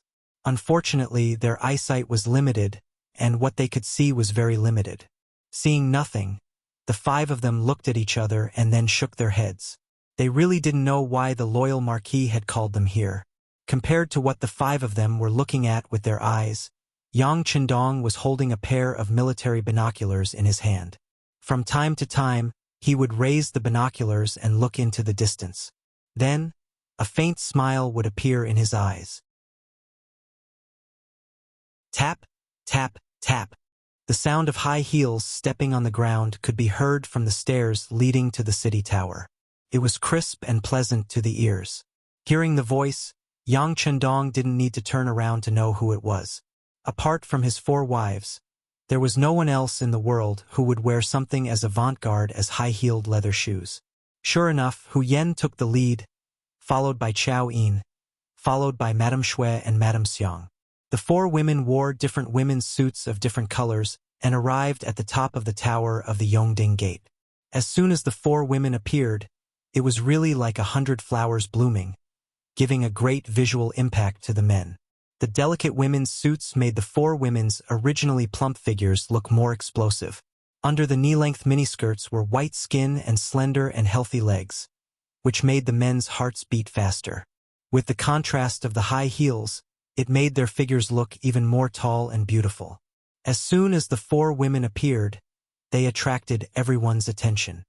Ahem. Tiger's Mane, who was standing aside, noticed that Sun Pe and the other four people's eyes were fixed on Hu Yan and the other three women. He immediately coughed a few times. These coughs also reminded Sun Pe and the other four people and instantly pulled their thoughts back to reality. Only then did they realize that it was really indecent to stare at the wives of the loyal Marquis with such eyes. Immediately, they blushed and turned their heads away. Lu Lang, Hu Yan and the other women simply ignored the gazes of others looking at them. Although their hearts were beating very fast at this time, they had gradually become accustomed to the feeling of being stared at and were able to quickly calm their emotions. The four women happily came to Yang Qindong and surrounded him, and then greeted him. Of course, the most common question of the women was to ask what was there to see here. Don't worry, they will be here soon. Come on. Give each of the 4 wives a telescope. Yang Qindong looked at the 4 women and smiled. With a gentle wave of his hand, Tiger's Mane and Beta Persei each held 2 binoculars and handed them to Hu Yen and the other 3 women. The 4 women were no stranger to binoculars. They had seen it when they were in Yang village. They had also sighed at the magic of this thing and their husband's cleverness. At this time, after taking the binoculars in their hands, they looked in the direction Yang Qindong pointed. With this look, a touch of olive green appeared in the binoculars. From a distance, it looked like a straight pine tree. The only difference was that this pine tree was moving forward slowly. What is that? How can it move? Madame Snow was like a child who had discovered a new world. She shouted and shouted, expressing her curiosity. Although Hu Yen and Lady Xiang did not say anything, they put down the binoculars and looked at Yang Qindong with expectant eyes, revealing the surprise in their hearts. Only Chao Yin, who had been to Qian City and even witnessed Yang Qindong training Leng Feng, looked at the 6th young master with a kind of gentle sunshine. She knew very well that these moving pine trees must be the trained elite force, Leng Feng, and their appearance must have been ordered by Lu Lang. What is it? What can move? At this time, Sun Tong and the other 4 looked at the girls with puzzled and confused eyes, and finally fixed their eyes on Yang Qindong. Seeing everyone's confusion, Yang Qindong first took off the binoculars hanging on his body and then handed it to Tiger's Mane, who was standing beside him. He did not say anything, but this servant who had been following him since childhood understood the young master's meaning. He took the binoculars and handed it to the puzzled Sun Tong. With curiosity and even more confusion, Sun Tong took the nightmare domain and then followed Yang Qindong and the girls, put the binoculars in front of his eyes. After looking at it, he could not help but scream. Perhaps the thing in front of him was too shocking, causing Sun Tong to put down his hands in surprise. Fortunately, the binocular's long rope was hanging around his neck. Otherwise, such a valuable thing would have fallen to the ground after losing the binoculars. Sun Tong's shout made the other 4 commanders of the warden's office even more curious. They all surrounded him and asked what was going on. What exactly did he see that caused him to be so shocked and at a loss? Sun Tong did not know how to describe it or how to answer, so he decided to tell his colleagues the truth. He took off the binoculars and handed it to Tao Jin. Tao Jin also imitated Sun Tong and raised the binoculars in front of her eyes. Soon, she also imitated Sun Tong and screamed. Her face was numb and she looked frightened. Ignoring the reactions of the commanders, Yang Qindong's eyes fell on Hu Yen and the girls, and said with a smile, "This is the show that Lu Lang wanted you to see. And that is not something, it is an army, a mercenary army." Mercenary army? Hu Yen and the girls were confused. They had seen mercenaries before. Weren't the 100 Leng Feng led by Shao Feng mercenaries? Moreover, these people were very polite to the girls, but it seemed that they were not the same. He nodded heavily. Lu Lang would not lie to you. It's just that the military uniforms of these mercenaries are different from the mercenaries you have seen before. Yang Qindong saw the doubts in the girls' eyes. Without waiting for them to ask, he took the initiative to answer. Yang Qindong's explanation made Hu Yen and the other girls nod their heads thoughtfully. While they were talking, this olive-green army of 300 people was rapidly approaching the Yongding city gate. The great Ming city's city guards, who had received the order before, didn't stop the foreign army when they saw them approaching from afar. They just looked at this army that was completely different from theirs with vigilance. They wore light green camouflage uniforms and camouflage hats. They wore a pair of shiny black military high-waisted leather shoes, held a cold black Type 95 pistol in their hands, and carried a large backpack on their backs. There were blankets for them to sleep on, face boxes for them to wash their faces, toiletries, and some necessities for their daily lives. The leader of the group was Lang Song, the army commander of the Yang faction's new army. He straightened his body and looked forward with bright eyes. His steps were vigorous, and there was a sense of rhythm to them. Behind him, the 300 men were in a line of 4. There were a total of 75 Lung Feng soldiers marching forward in an orderly manner. Every 25 Lung Feng soldiers would be led by an officer. Unlike ordinary soldiers, they were all carrying exquisite black pistols. Under the protection of the holsters, the pistols were faintly discernible. When they could see the walls of the capital with their naked eyes, the 300 Lung Feng soldiers became highly nervous and excited. Not for anything else, but they would soon be able to see their absolute commander, the founder of this army, Yang Qindong. Everyone seemed very nervous. When the army was 100 meters away from the Yongding city gate, Leng Song, who was leading the army, had a solemn and dignified expression. "Second company, get ready. It's time to show our spirit. Everyone listen to my orders. Comrades, comrades, as close as brothers. Get ready to sing. Comrades, comrades, as close as brothers. I hope you can call us together. You come from the border, he comes from the interior. We are all children of the country." The neat and loud singing of the second company suddenly sounded. The first to be shocked were the great Ming soldiers guarding the city gate.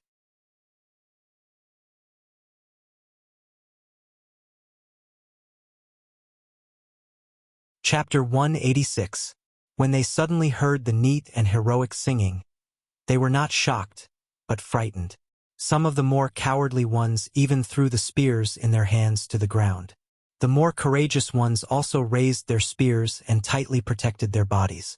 It was as if they were on the battlefield and were ready to fight at any time. As the song rang out, Sun Pe and the others on the city gate tower, who had been looking uneasy, were startled awake. They were still exclaiming about the magic and power of the telescope. What kind of existence was it to be able to zoom in so close to something so far away? While they were still puzzled and confused, they heard the earth-shattering singing. The 5 of them were startled and woke up from their doubts. The next thing he did was to look down at the 300 mercenaries dressed in strange clothes who were entering the city. "Third company, listen up. Soldiers who have been through tough times, get ready to sing." Tung Shan's shout suddenly rang out. "A firm company, a firm soldier, a firm mind red, a firm bullet with eyes, a firm bayonet stained red with blood, a charge like a gale, a firm iron wall, a firm company with many heroes, a firm soldier is all red." Immediately, a loud voice rang out, echoing the loud and clear singing of the second company in front of them. "Wow, this song is so shocking. Just listening to it makes one's blood boil. Who composed this song?"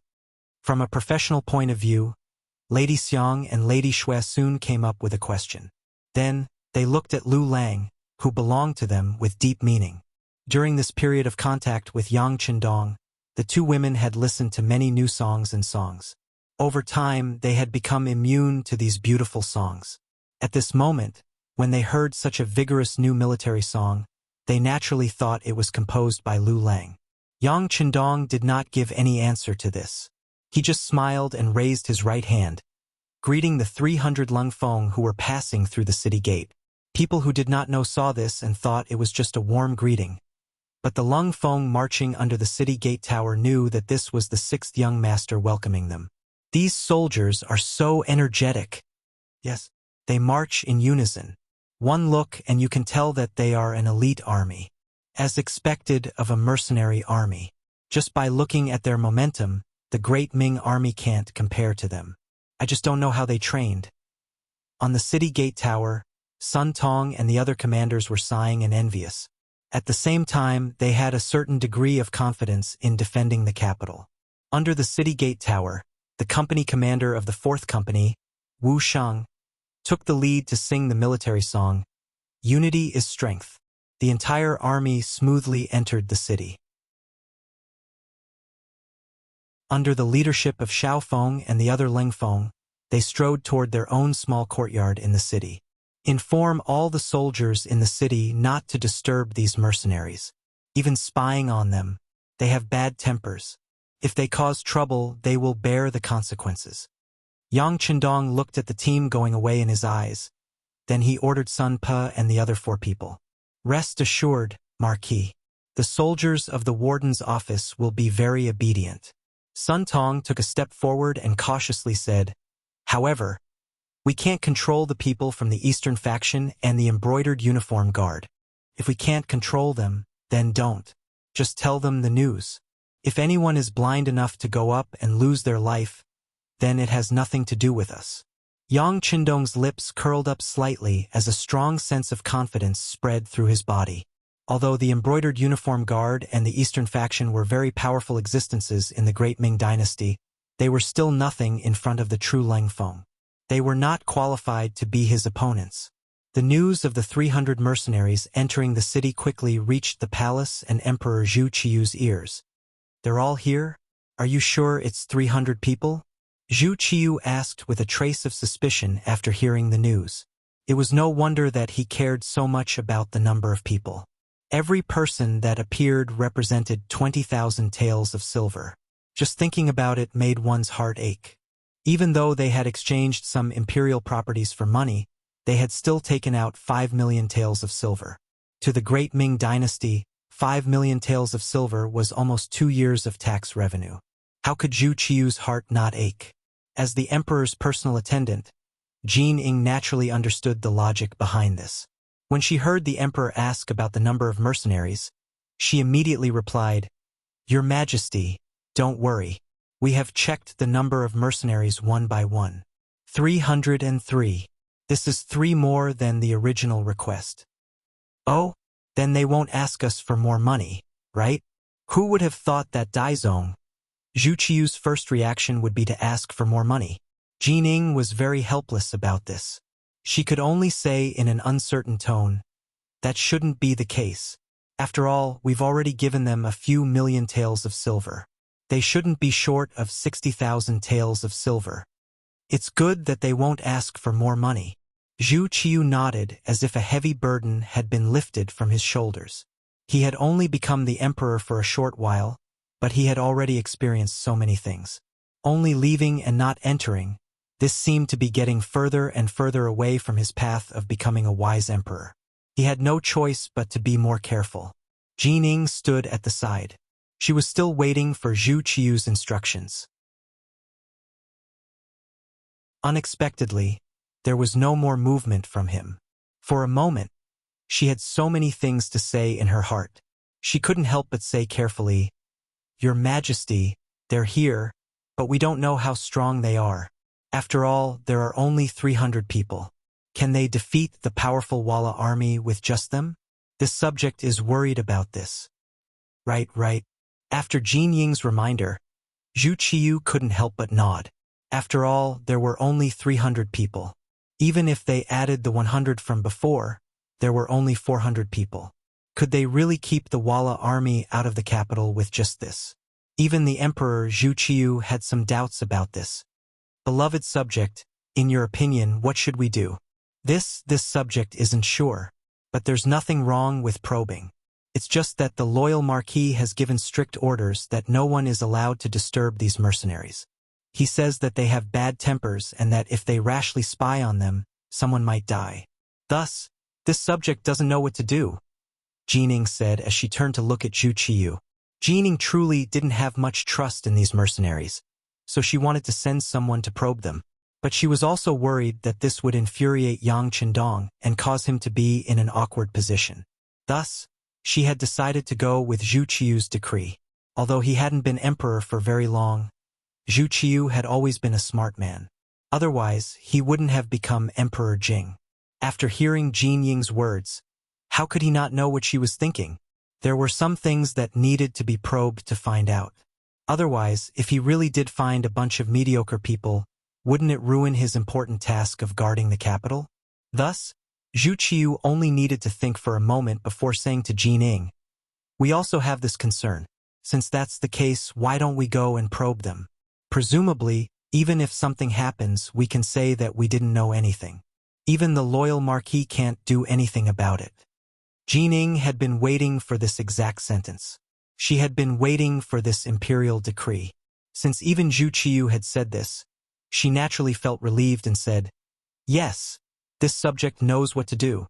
After obtaining the emperor's permission, Jining immediately summoned the commander of the embroidered uniform guard, Lu Gui, and gave him instructions on sending someone to probe the strength of the mercenaries. LV Gui had just taken back the 1,000,000 taels of silver and received a new order. When he heard that he was going against Yang Chendong again, he didn't know why, but there was a trace of fear in his heart. Previously, Lu Gui had only thought that Yang Chendong had been lucky enough to reach his current position at such a young age. However, after meeting him in the immortal abode that morning, the other party's aura, which was far beyond his age, made him feel uneasy. Yang Chendong had already said that the mercenaries had bad tempers and were not to be provoked. However, Jin Ying's arrival with an imperial decree put him in a difficult position. Should he send someone to probe? He was worried that he would anger Yang Chendong. The powerful aura that had oppressed him in the morning had yet to completely dissipate. Should he not go? This was the emperor's decree, and also eunuch Jin's orders. Even if he had twice as much courage, he wouldn't dare disobey. I still have to go, but who should I send? Lu Gui's mind began to fill with names and figures. Soon, Han Ji's name appeared in his mind. Han Ji had offended Yang Chendong. As Shangguan Lu Gui, he was well aware of this. Today, he had been demoted because of a mistake and demoted to a Qianhu. If he were still Commander Qianshi, it wouldn't be appropriate for him to probe. However, a Qianhu wasn't an issue. Men, bring Qianhu Han here. I have something to discuss with him. Now that he had made up his mind, his tone was filled with confidence. Hanji. From the moment he married his sister to Wang Go, he had already sworn an irreconcilable oath with Yang Chendong. From that moment on, he had already had one foot in the gates of hell. The reason he hadn't killed Han Ji before was because of his status. If a Commander Qianshi of the embroidered uniform guard, a dignified fourth-rank official, was suddenly killed, it would definitely cause a huge uproar. This wouldn't benefit Yang Chendong at all. It was better to keep him alive for now and wait for the right opportunity to make a move. However, this morning Han Ji had actually instigated Lu Gui to make trouble for the immortal abode. Just this alone made it clear that he couldn't be allowed to live. After Tiger's man received the order, he handed this mission to the captain of the Ghost Shadow Sniper Squad, Bai Zua. This kind of invisible killing was the Ghost Shadow Sniper Squad's specialty. After receiving the mission, Bai Zua began to look forward to the arrival of night.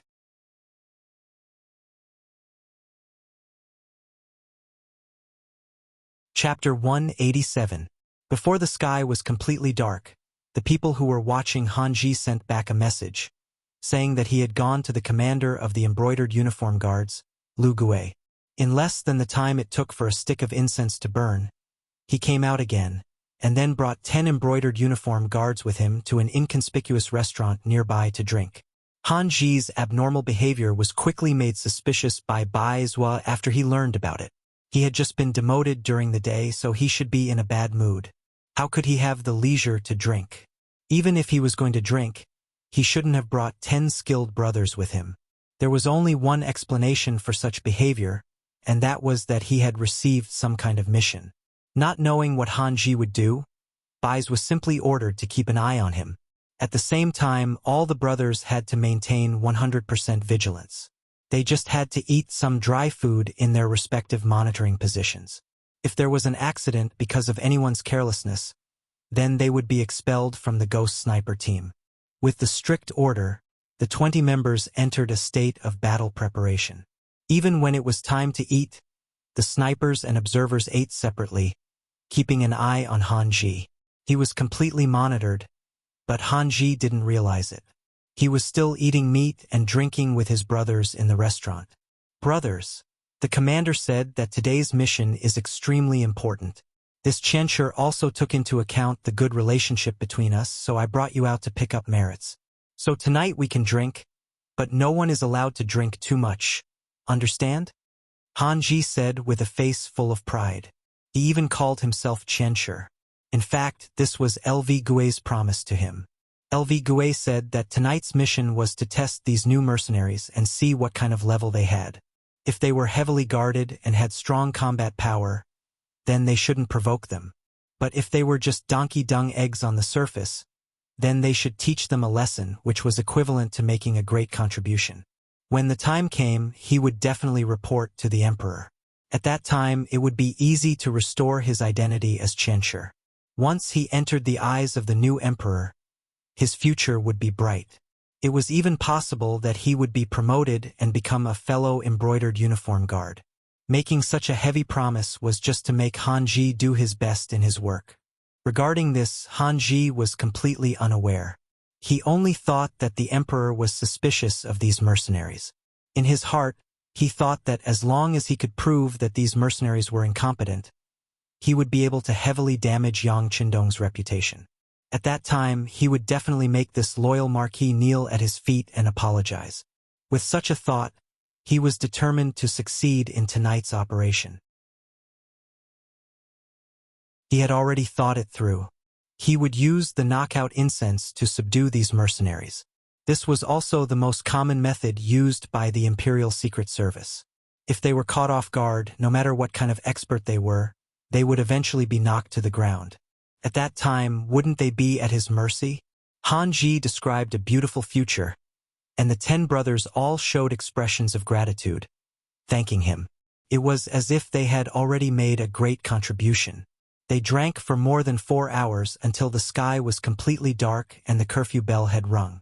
Only then did Han Ji leave the tavern with his brothers and rush toward the courtyard where the mercenaries lived. This scene was clearly seen by the Phantom Sniper Squad. When they saw the direction this group of people was heading, Baizhua quickly understood the other party's intentions. He immediately sent someone to report the situation to the 6th young master. After all, the other party's target was Leng Song and the others. Whether they wanted to continue the assassination mission or not, they still needed to obtain Yang Qindong's approval. Under surveillance, Han Ji and his 10 trusted subordinates had already arrived at a street away from Lung Feng's courtyard. They stopped here and then each of them looked for a safe place to hide. As experts of the Imperial Secret Service, their hiding skills were naturally not bad. In addition to the cover of the night, if it wasn't for the fact that they were constantly watching them, it would be difficult for Baizhua and the others to discover them without the help of the night vision device. Han Ji's group of 11 hid and began to wait. They were waiting for the arrival of night, the moment when a person's body was at its most exhausted. They believed that these mercenaries, who were constantly on the move, would make a mistake even if they arranged for someone to be on night watch. That would be the best time for them to make their move. They didn't ask for too much. As long as they could kill 2 mercenaries, it would be enough to prove that their mission was a success, and that these people's strength was only SOSO. Immortal Abode.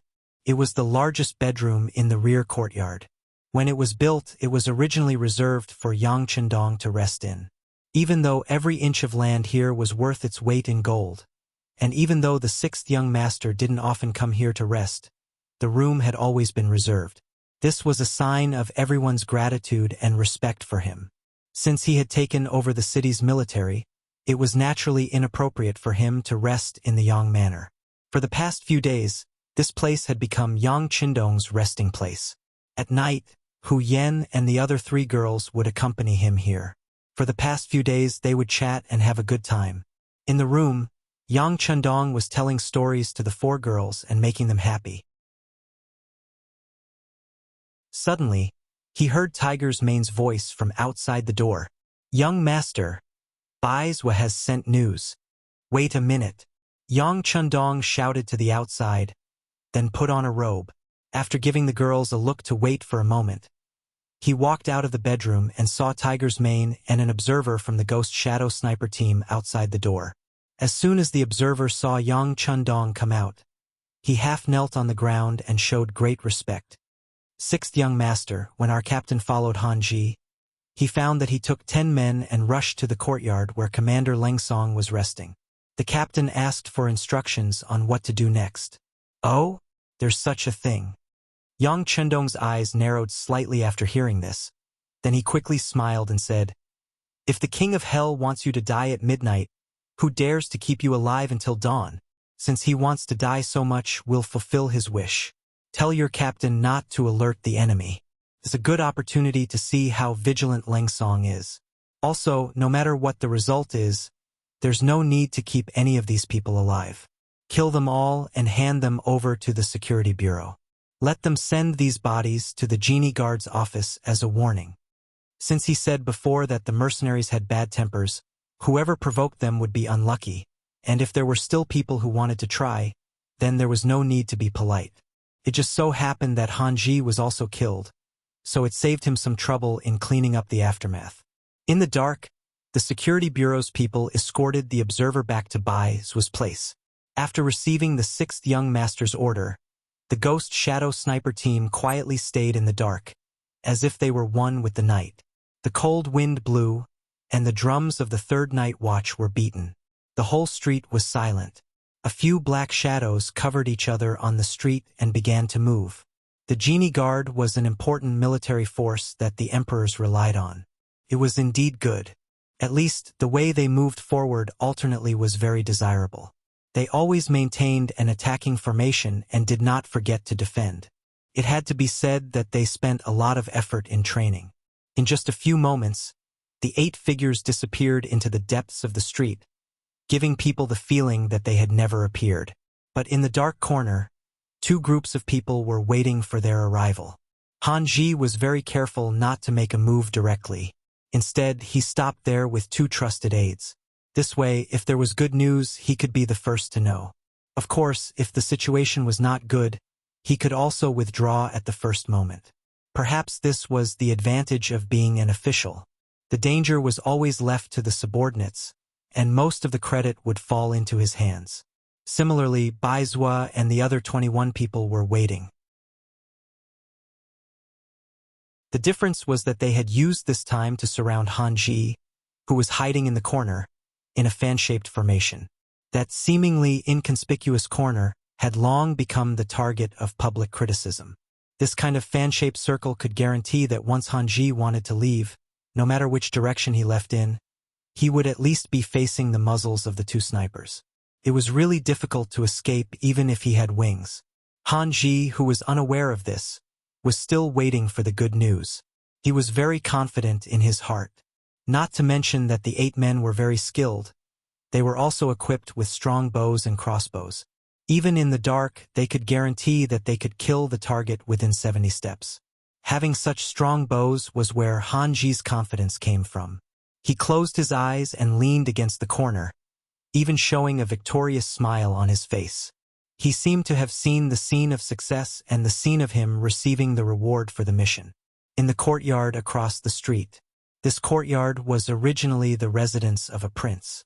Later, because it was sealed outside, it became empty and became the property of the imperial family. This time, when they were discussing with the Ministry of Revenue, Yang Qindong's cousin, Yang Fu, felt that the environment here was good. Most importantly, the territory was big enough, so he took over this courtyard and made it the temporary resting place of the cold front soldiers. According to the rules, when they entered the courtyard, Commander Leng Song ordered people to do a thorough search. Even though this was the place that the 6th young master had arranged for them, there was no harm in being careful. Yang Qindong often said that it was better to rely on oneself than on others. It was impossible for people not to make mistakes, but a cautious attitude could completely reduce the chances of making mistakes. After this lesson, no matter where the cold front soldiers were, no matter how tired they were, they never relaxed their search of the resting place. When they were attacking the central part of Ryukyu Island, they even found 2 hidden enemy soldiers near the resting place. They originally wanted to set fire to the place while the cold front soldiers were asleep, but in the end, they were caught by the always cautious new army. Since then, every time they went to a place, a strict search of the surroundings became an iron rule.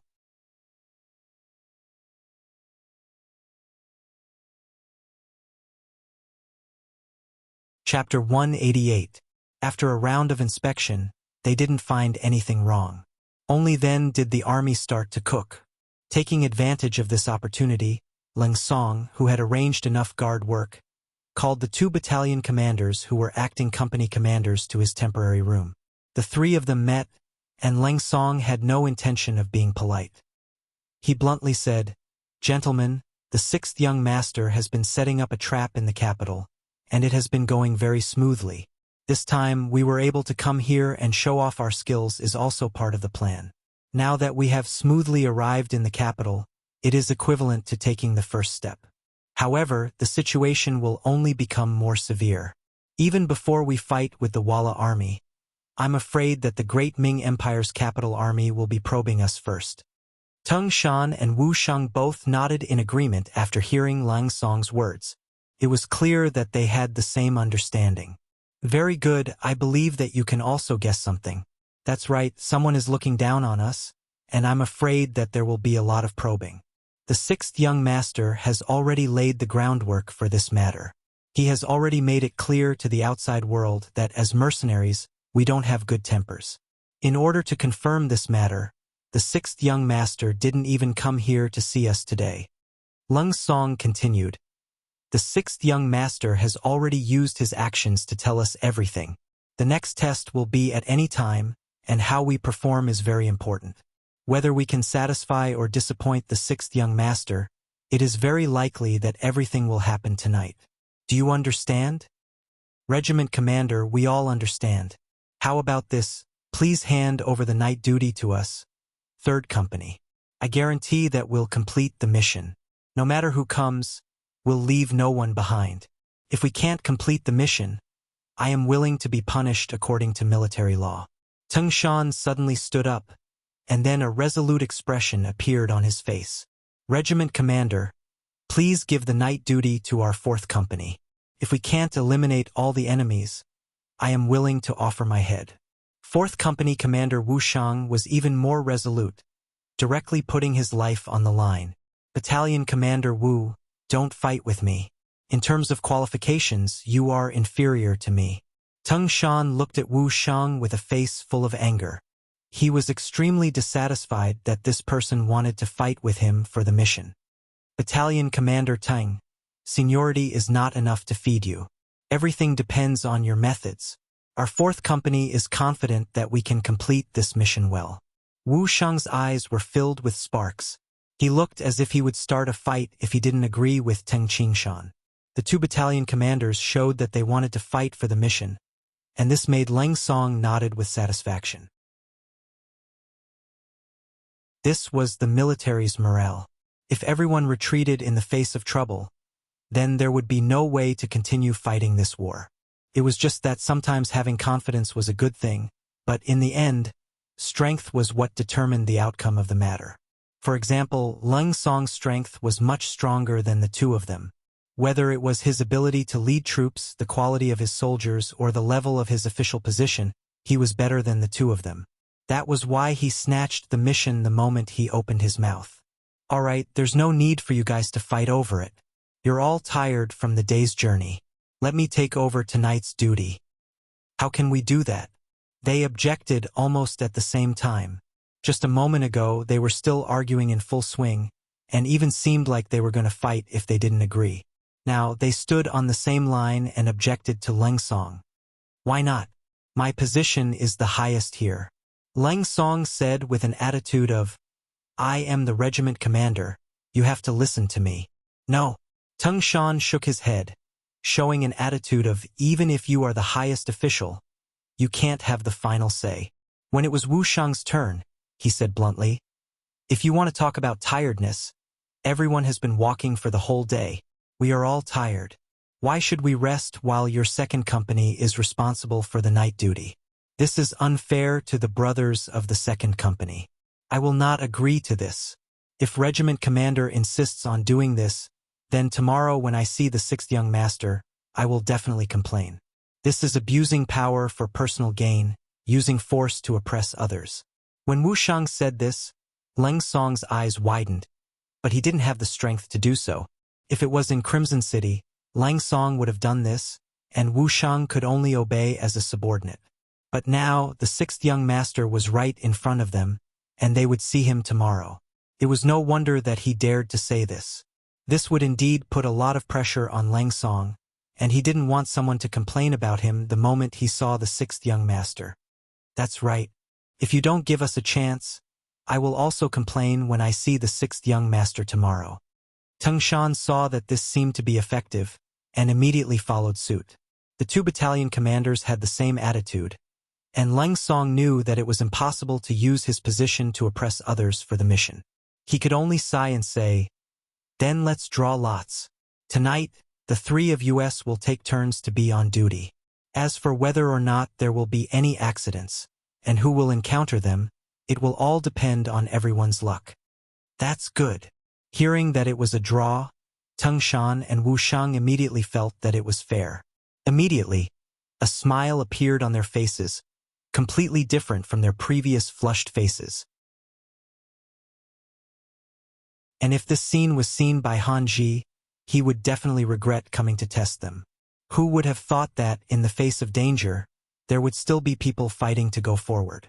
With such morale, what kind of enemy couldn't be defeated and dealt with?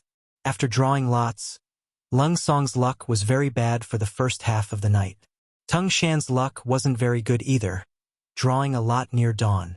Only Wu Shang, when he saw that the lot he drew was between the third and fourth day, he was so happy that he couldn't close his mouth. "Alright, some people don't need to be so happy. We just arrived today, maybe they will want to take a look before they try to test us." Tung Shan looked at Wu Shang with some jealousy. On the other hand, Leng Song, as expected of a regiment commander, was very open-minded. Seeing that the results were out, he said with a serious face, "No matter what happens, everyone must be careful when you are on duty. One of the sentries must be in the light while the other two are in the dark, forming a triangle to ensure that nothing goes wrong. Alright, you guys can go and prepare." While Leng Song let the 2 battalion commanders prepare, he also transferred 2 platoon leaders and 10 elite brothers from the 2nd company. Although he said that the lot was drawn early, and that the enemy would rarely appear between the first and second day of the night, Leng Song still made preparations to meet the enemy during the operation. Otherwise, he wouldn't have directly transferred 2 platoon leaders to be in charge of the sentries. But no matter how thorough the preparations were, seeing that the second day of the night had passed and the third day of the night had arrived, there was no abnormality in the outside world. Leng Song sighed, somewhat disappointed, and wanted to arrange for someone to inform Wu Shang. "Haha. No need to trouble the regiment commander. I'm already here." Unknowingly, Wu Shang brought people and appeared behind Leng Song. Looking at the other party's camp, it was actually also led by 2 platoon leaders, and there were also quite a few squad leaders and vice-squad leaders. Looking at this camp, Leng Song knew that there was no need to remind the other party to be careful. When he left, he only patted the other party's shoulder. But at this moment, silence really spoke louder than words. Wu Shang took over the defense and quickly started to set up according to the plan. Around the small courtyard, the 12 people he brought along split into 3 groups, with 2 in the dark and 1 in the light. He himself found a safe corner and stayed in the middle, constantly looking around with the night vision device in his hand. In his heart, he was still praying that if there were any enemies, they must appear when he was on duty. This was a good opportunity to show his face in front of the 6th young master. Perhaps their prayers had worked. Just a quarter of an hour after Wu Shang and the others had hidden themselves, there was finally some movement on the wall of the courtyard. Although it was very slight, it was still discovered by the brothers who were in charge of guarding the courtyard. Speaking of which, this was all due to the camouflage training of the cold front line. Camouflage was created by Yang Qindong and was improved based on his training when he was a soldier. The requirement was that any qualified cold frontline must be able to stay in the same place for 24 hours without eating or drinking. This was the ability. To be able to stay in the same place for 24 hours was only a pass, 2 days was considered good, and 3 days was considered excellent. At first, many people did not understand this training, thinking that it did not require much skill, and the training was not meaningful. However, after a real test, after staying in the same place for 24 hours without moving, everyone realized how important this training was to train their mentality. It was precisely because of this training that the cold front members' violent tempers were much more restrained. This kind of training also allowed many of them to learn how to calm their hearts. This was to ensure that they would be able to face everything calmly under any kind of dangerous situation. The camouflage training also allowed every cold front line to have the potential to become an excellent sentry. It meant that at any time, anyone would be able to complete the task of being on guard. It was because of the inhuman training that the imperial bodyguards did not discover the 8 hidden sentry. They only saw the 4 open sentry. It was the existence of the sentries that caused the 8 embroidered uniform guards to let down their guard. They carefully observed their surroundings, and after finding that there was nothing out of the ordinary, they began to slowly move towards the 4 sentries. The open sentry was located in the center of the courtyard, far beyond the distance of 70 steps. The imperial bodyguards' bows could not reach the sentry, so if they wanted to get anything, they had to keep moving closer. However, they did not know that this method of approaching the sentry was bringing them closer to the Grim Reaper. The 8 imperial bodyguards did have some skills. If it was not for the hidden sentry, it would not have been easy to discover them. However, even though they were discovered, Wuxia, who was hiding in the corner and watching everything with his night vision, did not immediately give the order to close the net. It was because he was not sure if the enemy had any reinforcements. This time, he wanted to catch all of them in one fell swoop. If even one of them escaped, it would be considered a failure.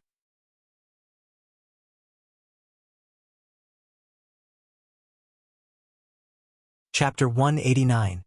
He carefully observed his surroundings, waiting to see if the other party still had any tricks up his sleeve. The 8 embroidered uniform guards had climbed over the high wall and were approaching the 4 sentries. Some of them had even taken out the strong bows on their backs. But Wuxia still did not see any backup. It should be these people. Even if they have backup plans, they won't be able to enter the courtyard. Wuxia quickly made a decision based on the situation. He then slowly stood up and moved his right hand to his mouth. Hand signals in the day and whistles at night. That was how the cold vanguards communicated with each other. Wuxia placed his right hand to his mouth and concentrated his qi into his dantian. He exhaled fiercely, and a sharp whistle was emitted from his mouth. It was especially bright and clear in the silent night. As soon as the whistle was emitted, 6 of the 8 sentries who had been waiting impatiently appeared in the darkness. The 95 style that they had been holding tightly in their hands spat out bright flames in the darkness. They fired directly at the embroidered uniform guards who had their backs facing them. Bang! Bang! Bang! 6 of the 8 embroidered uniform guards were knocked down by the first wave of attacks. The other 2 were also shocked by the sound. One of them stood there in a daze and was hit by the second wave of gunfire. The other reacted quickly and rolled on the ground, trying to find a safe place to hide. However, he was killed by a single shot just as he stood up. This shot was fired by Wuxia. Under the night vision goggles, any dodging was meaningless. Bang! Bang! Bang! Footsteps were heard in the courtyard. One of the cold vanguards who was in charge of guarding the courtyard had rushed over to provide backup. Nothing was absolute. They would always have a backup plan. That was how the cold vanguards operated. As for the other cold vanguards, they were still sleeping in their rooms. Gunshots in the middle of the night had happened before. As long as the gunshots were not too intense, they had the right to not get out of bed. Search. See if there are any more enemies outside.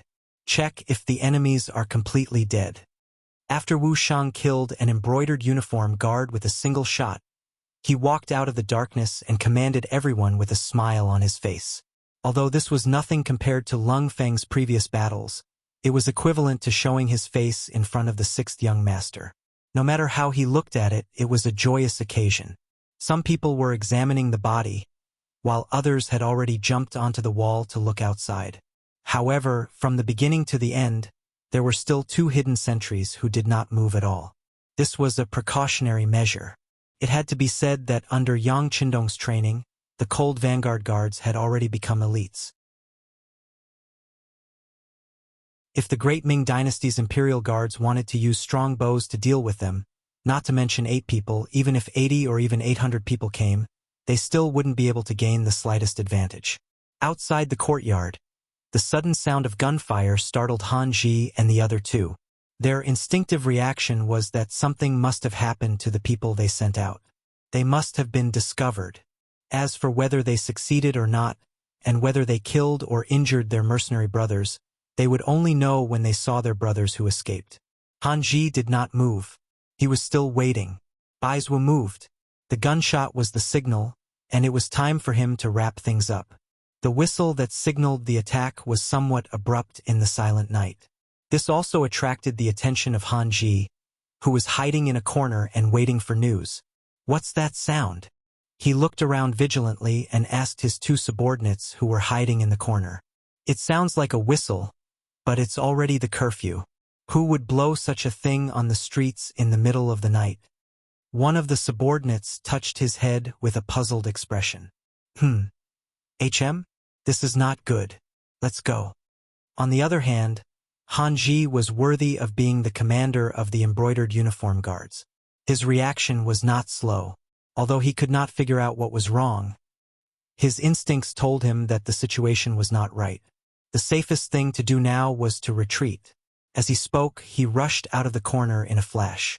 The moment he rushed out, a fiery light flashed in the darkness, staring at the place he had just been hiding. It had been less than half a breath's worth of time, and it would have taken his life. Perhaps it was due to good luck or some other reason. But this shot did not take Han Ji's life.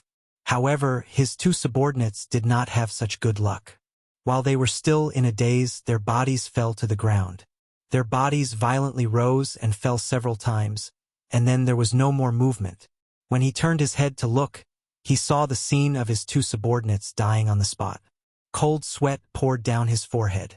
At this moment, Han Ji was certain that he had been targeted, and if he was not mistaken, it was the work of mercenaries. After all, in the capital, there were very few people who dared to attack an embroidered uniform guard and an official of the embroidered uniform guard on the streets. "Don't kill me, don't kill me. I'm only passing by. I have no intention of making things difficult for you."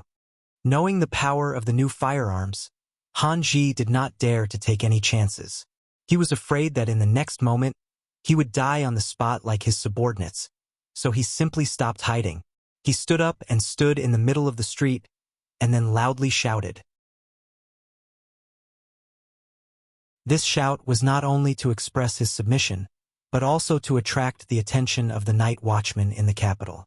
Although it was a curfew, the people of the 5 cities warden's office still had the right to walk on the streets, patrol, and protect the law and order. Bah! A crisp sound rang out as soon as Han Ji stood up, and then a piercing pain came from his leg. The strong pain made him half kneel on the ground with a plop, and the cold sweat on his face dripped like rain. The half-kneeling Han Ji did not understand.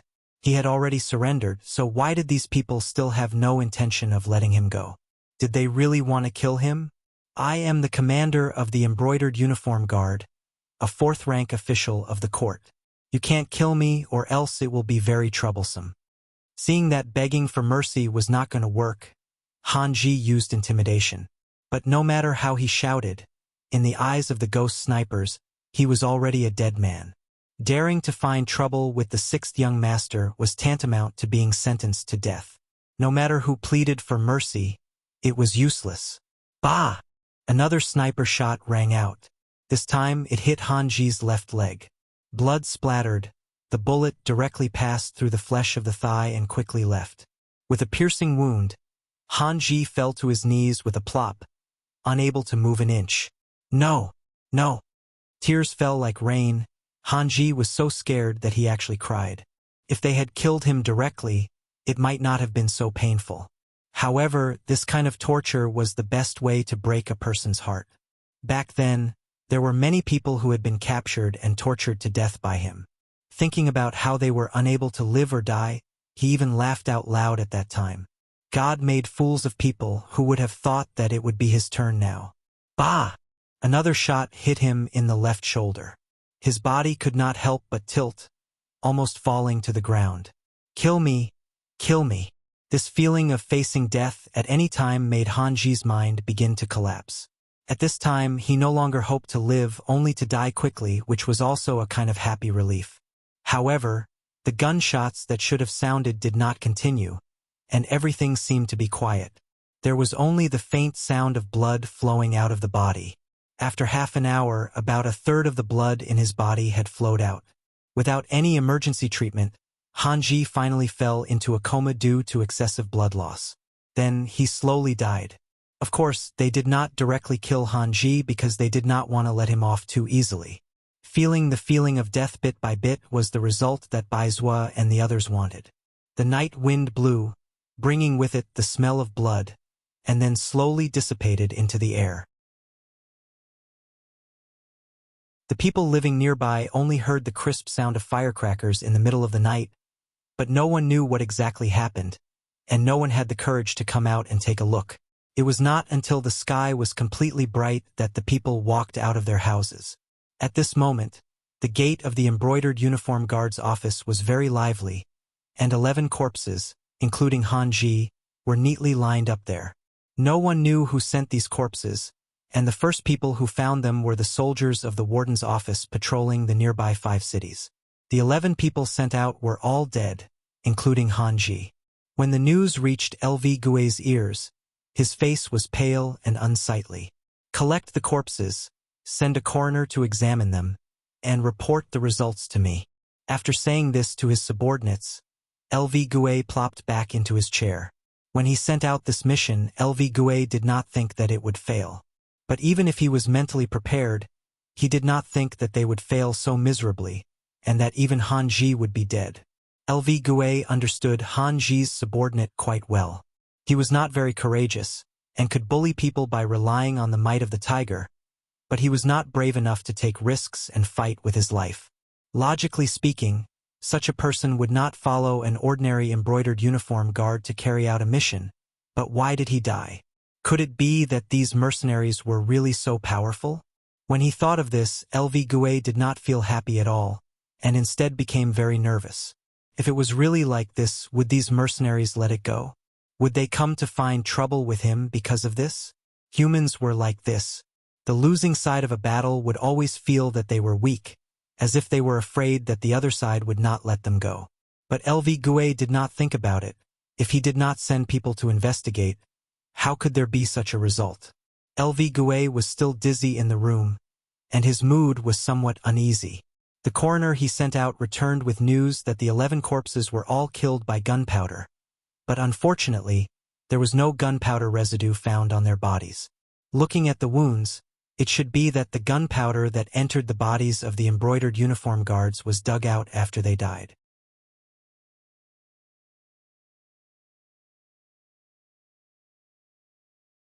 Chapter 190. He's already dead. Why won't they let him go? This is going too far. After hearing the coroner's report, Lu Gui roared angrily. But before he could vent his anger, a subordinate came in to report that the Marquis of Loyalty Yang Chendong had arrived with 100 soldiers from the warden's office. They had already passed the gatehouse and were heading towards the inner courtyard. Upon hearing that Yang Chendong had arrived, Lu Gui immediately guessed his intentions. He immediately said anxiously, "Who let them in? Can't you stop them?" "Commander, we can't stop them. Marquis Yang has the command token of the embroidered uniform guard. None of us dared to stop him." The embroidered uniform guard who had reported the news replied with an aggrieved expression. Tell him that I'm not here." As Lu Gui spoke, he looked around. It was clear that he wanted to find a safe place to hide. Bang! With a muffled sound, the door was kicked open from the outside. Yang Chendong, with a murderous look, appeared in front of LV Gui with hundreds of soldiers from the warden's office of the 5 cities. Ah! At first, there was a cry of alarm, but Lu Gui quickly reacted. He forced himself to remain calm and asked Yang Chendong in a questioning tone, "Marquis Yang, what are you doing? Do you know what kind of crime it is to bring people into the embroidered uniform guard?"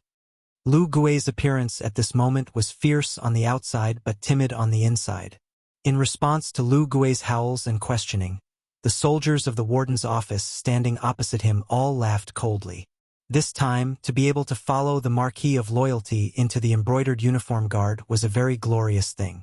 With today's experience, it was likely that, in the future, he would have something to brag about with his colleagues. In the past, it was always the embroidered uniform guard who found trouble with them. Everyone was a soldier and ate grain, but the treatment was very different. Now that Yang Chendong was here, it was different. How awe-inspiring was it to openly charge into the embroidered uniform guard to arrest someone. Just thinking about it made one's blood boil. LV Gue was still shouting, still showing off his might. It could even be said that he was acting shamelessly. Yang Chandong snorted disdainfully and said, "As the commander of the embroidered uniform guard, you still have the face to talk about Marquis. Do you know that last night, there were brothers from the embroidered uniform guard who went looking for trouble with the mercenaries? Because of this, they almost injured their people. Now that they are asking for an explanation from us, how do you think I should answer?" Huh? When Yang Chandong asked this question, Lu Gue suddenly became weak. But when he thought about how Han Ji and the others were already dead, and how there was no evidence that he had sent them on a mission, he regained his confidence. What does this have to do with me? Han Ji and the others did it on their own accord. If you want an explanation, just look for them. Look for them? How can you even say that? You want Marquis to argue with the dead? Yang Chandong continued to ask angrily. But then, he suddenly stopped and his voice became much colder. Fine, you can deny it. Right now, those mercenaries want Marquis to give them an explanation. They even said that if they are not satisfied, they will immediately leave the capital. If Walla's army comes, you will be the one to face them. Humph. After explaining the seriousness of the matter, Yang Chandong did not waste any more words and turned to leave. He really came in a hurry and left in a hurry. Yang Chandong actually left just like that, causing Lu Gue to be a little confused. But when he thought about what Yang Chandong said, if the mercenaries really left because of this, then who would bear the responsibility of protecting the capital? Would it be him? It was not that he was looking down on himself, but Lu Gue really did not have the confidence to do this matter well. Even Ingzong and Shihang with 500,000 soldiers had been defeated. How could he win against Walla? Wait, loyal Marquis, wait a moment. Considering the seriousness of the matter, Lu Gue had no choice but to shout. As he shouted, he quickly ran out.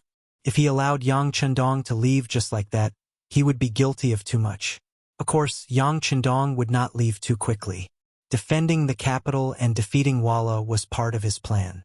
Even if no one asked him to do it, he would still do it. What he said just now was just to scare the other party and to gain more benefits. How could he really let the mercenaries leave because of this? How could he really allow Walla, a foreign race, to bully the Han people?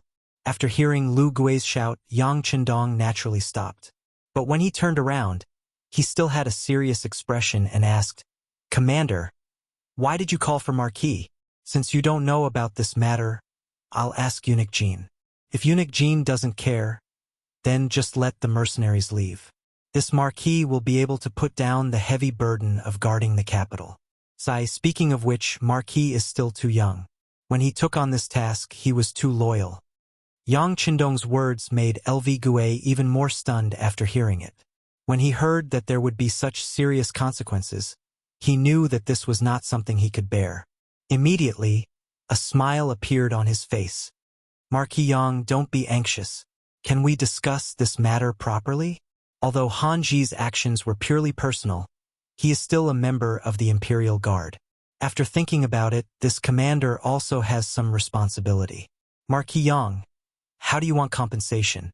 If the amount is not too large, this commander can do his part." Lu Gue admitted defeat. Yang Chandong smiled in his heart and his face brightened. "Good. It's good that you have this attitude. As for the compensation, the mercenaries have already spoken to Marquis. 500,000 taels of silver can settle this matter." Lu Gue was originally smiling, but when he heard the number of 500,000 taels, he immediately jumped up. "How much? This is impossible. No. Lu Gue was still waving his hands and shouting wildly as if he had been bitten. Yang Chandong snorted coldly. "Forget it. Since the commander doesn't have it, I will ask Eunuch Jean. If he doesn't have it, then let them leave." Yang Chandong turned around and walked away. He didn't have the slightest reluctance, which made Lu Gue stunned. If the performer did not have an audience, what was the point of such a performance? Marquis Yang, don't be anxious. Let's discuss it again." Lu Gue continued to chase after Yang Chandong. In the palace, Jining, who had been paying attention to the situation, rushed to the emperor's resting quarters as soon as she received the news. The situation in the capital was not stable. In the past few days, many officials were sending their families out of the city. Due to the complicated and chaotic situation, there was no morning court. With Zhu Qiu's permission, the court was changed from 1 day to one every 3 days. When Jining arrived at the palace, Zhu Qiu was eating breakfast sent by the imperial kitchen. "Oh, my beloved official, you are here. Have you eaten breakfast? Let's eat together." The emperor asked an official to accompany him for breakfast. This was already a great favor. Jining was overwhelmed by the favor. If it had been in the past, she would have sat down and served the emperor's breakfast. But now she was not in the mood to do so. "Your Majesty, is there a result from the mercenaries sent to test the waters?" "What result?" Zhu Qiu, who had been indifferent, stopped moving his chopsticks when he heard Jinying's words. He raised his head and asked seriously, "There are good and bad results." Jining panicked when Zhu Qiu looked at her. For a moment, she did not know how to describe what she wanted to say. "What does my beloved official mean?" Zhu Qiu was also confused by her words. Perhaps she knew that her description was not appropriate. So Jining hurriedly explained, "Your Majesty, the brocade guard followed your orders and went to the mercenaries' temporary camp last night. There were 11 people in total. 11 people died. This morning, they all fell in front of the brocade guard yamen. The people I sent to investigate have returned. Last night, they faintly heard the sound of gunfire." As he spoke, he observed Zhu Qiu. When he found that Zhu Qiu was listening attentively, he continued, "This is the good news. Facts have proven that this mercenary group does indeed possess extraordinary strength, and they are very vigilant. But they asked for compensation on the grounds that someone was spying on their camp. They asked for 500,000 taels of silver. At this time, the Marquis of Loyalty is representing the mercenaries and communicating with the brocade guard commander Lu Gue." Zhu Qiu's expression darkened as he listened to Jin Ying's report. When he knew that the mercenaries were strong, he had more confidence in the defense of the capital. But when he heard that the mercenaries were asking for 500,000 taels of silver as compensation for last night's spying, his expression changed drastically. He said, "Can you investigate whether anyone died last night?" "Your Majesty, the Marquis of Loyalty has already given us the answer. The mercenaries did not die. They were only disturbed for a moment." Jining repeated what Yang Chundong had said to Lu Gue. "No casualties? Then why did they ask for 500,000 taels of silver? Do they think that my silver and the National Treasury's silver fell from the sky? How preposterous." Zhu Qiu's face was filled with anger. It was obvious that he was angry. It was true that he was the emperor of a country. It was also true that he was wealthy. But the more he was like this, the more he valued his dignity more than anything else. The ones who had died were the brocade guard. The mercenaries had not only killed people, but they also wanted money. This was a threat and extortion. As the emperor of a country, if he backed down and agreed to the other party's request, wouldn't he be lowering his head? If that was the case, how could he lead a country in the future? Seeing that the emperor was angry, Jin Ying's expression turned bitter. The thing he was worried about had happened. The emperor wanted face. The mercenaries' actions had clearly touched his dragon's scales. This was no longer a matter of 500,000 taels of silver. It was a matter of the country's dignity. Logically speaking, the mercenaries' actions were a little excessive. If it weren't for the fact that the other party had advanced firearms and powerful battle prowess, with Jin Ying's personality, he wouldn't have reported this matter to the emperor. Instead, he would have privately ordered the brocade guards and the East faction guards to arrest these people. At that time, he would use practical actions to tell the other party what they couldn't do and who they couldn't provoke. You're tuning in to the Journey of the Soul YouTube channel. Don't forget to subscribe and join us on this journey to catch the most captivating stories.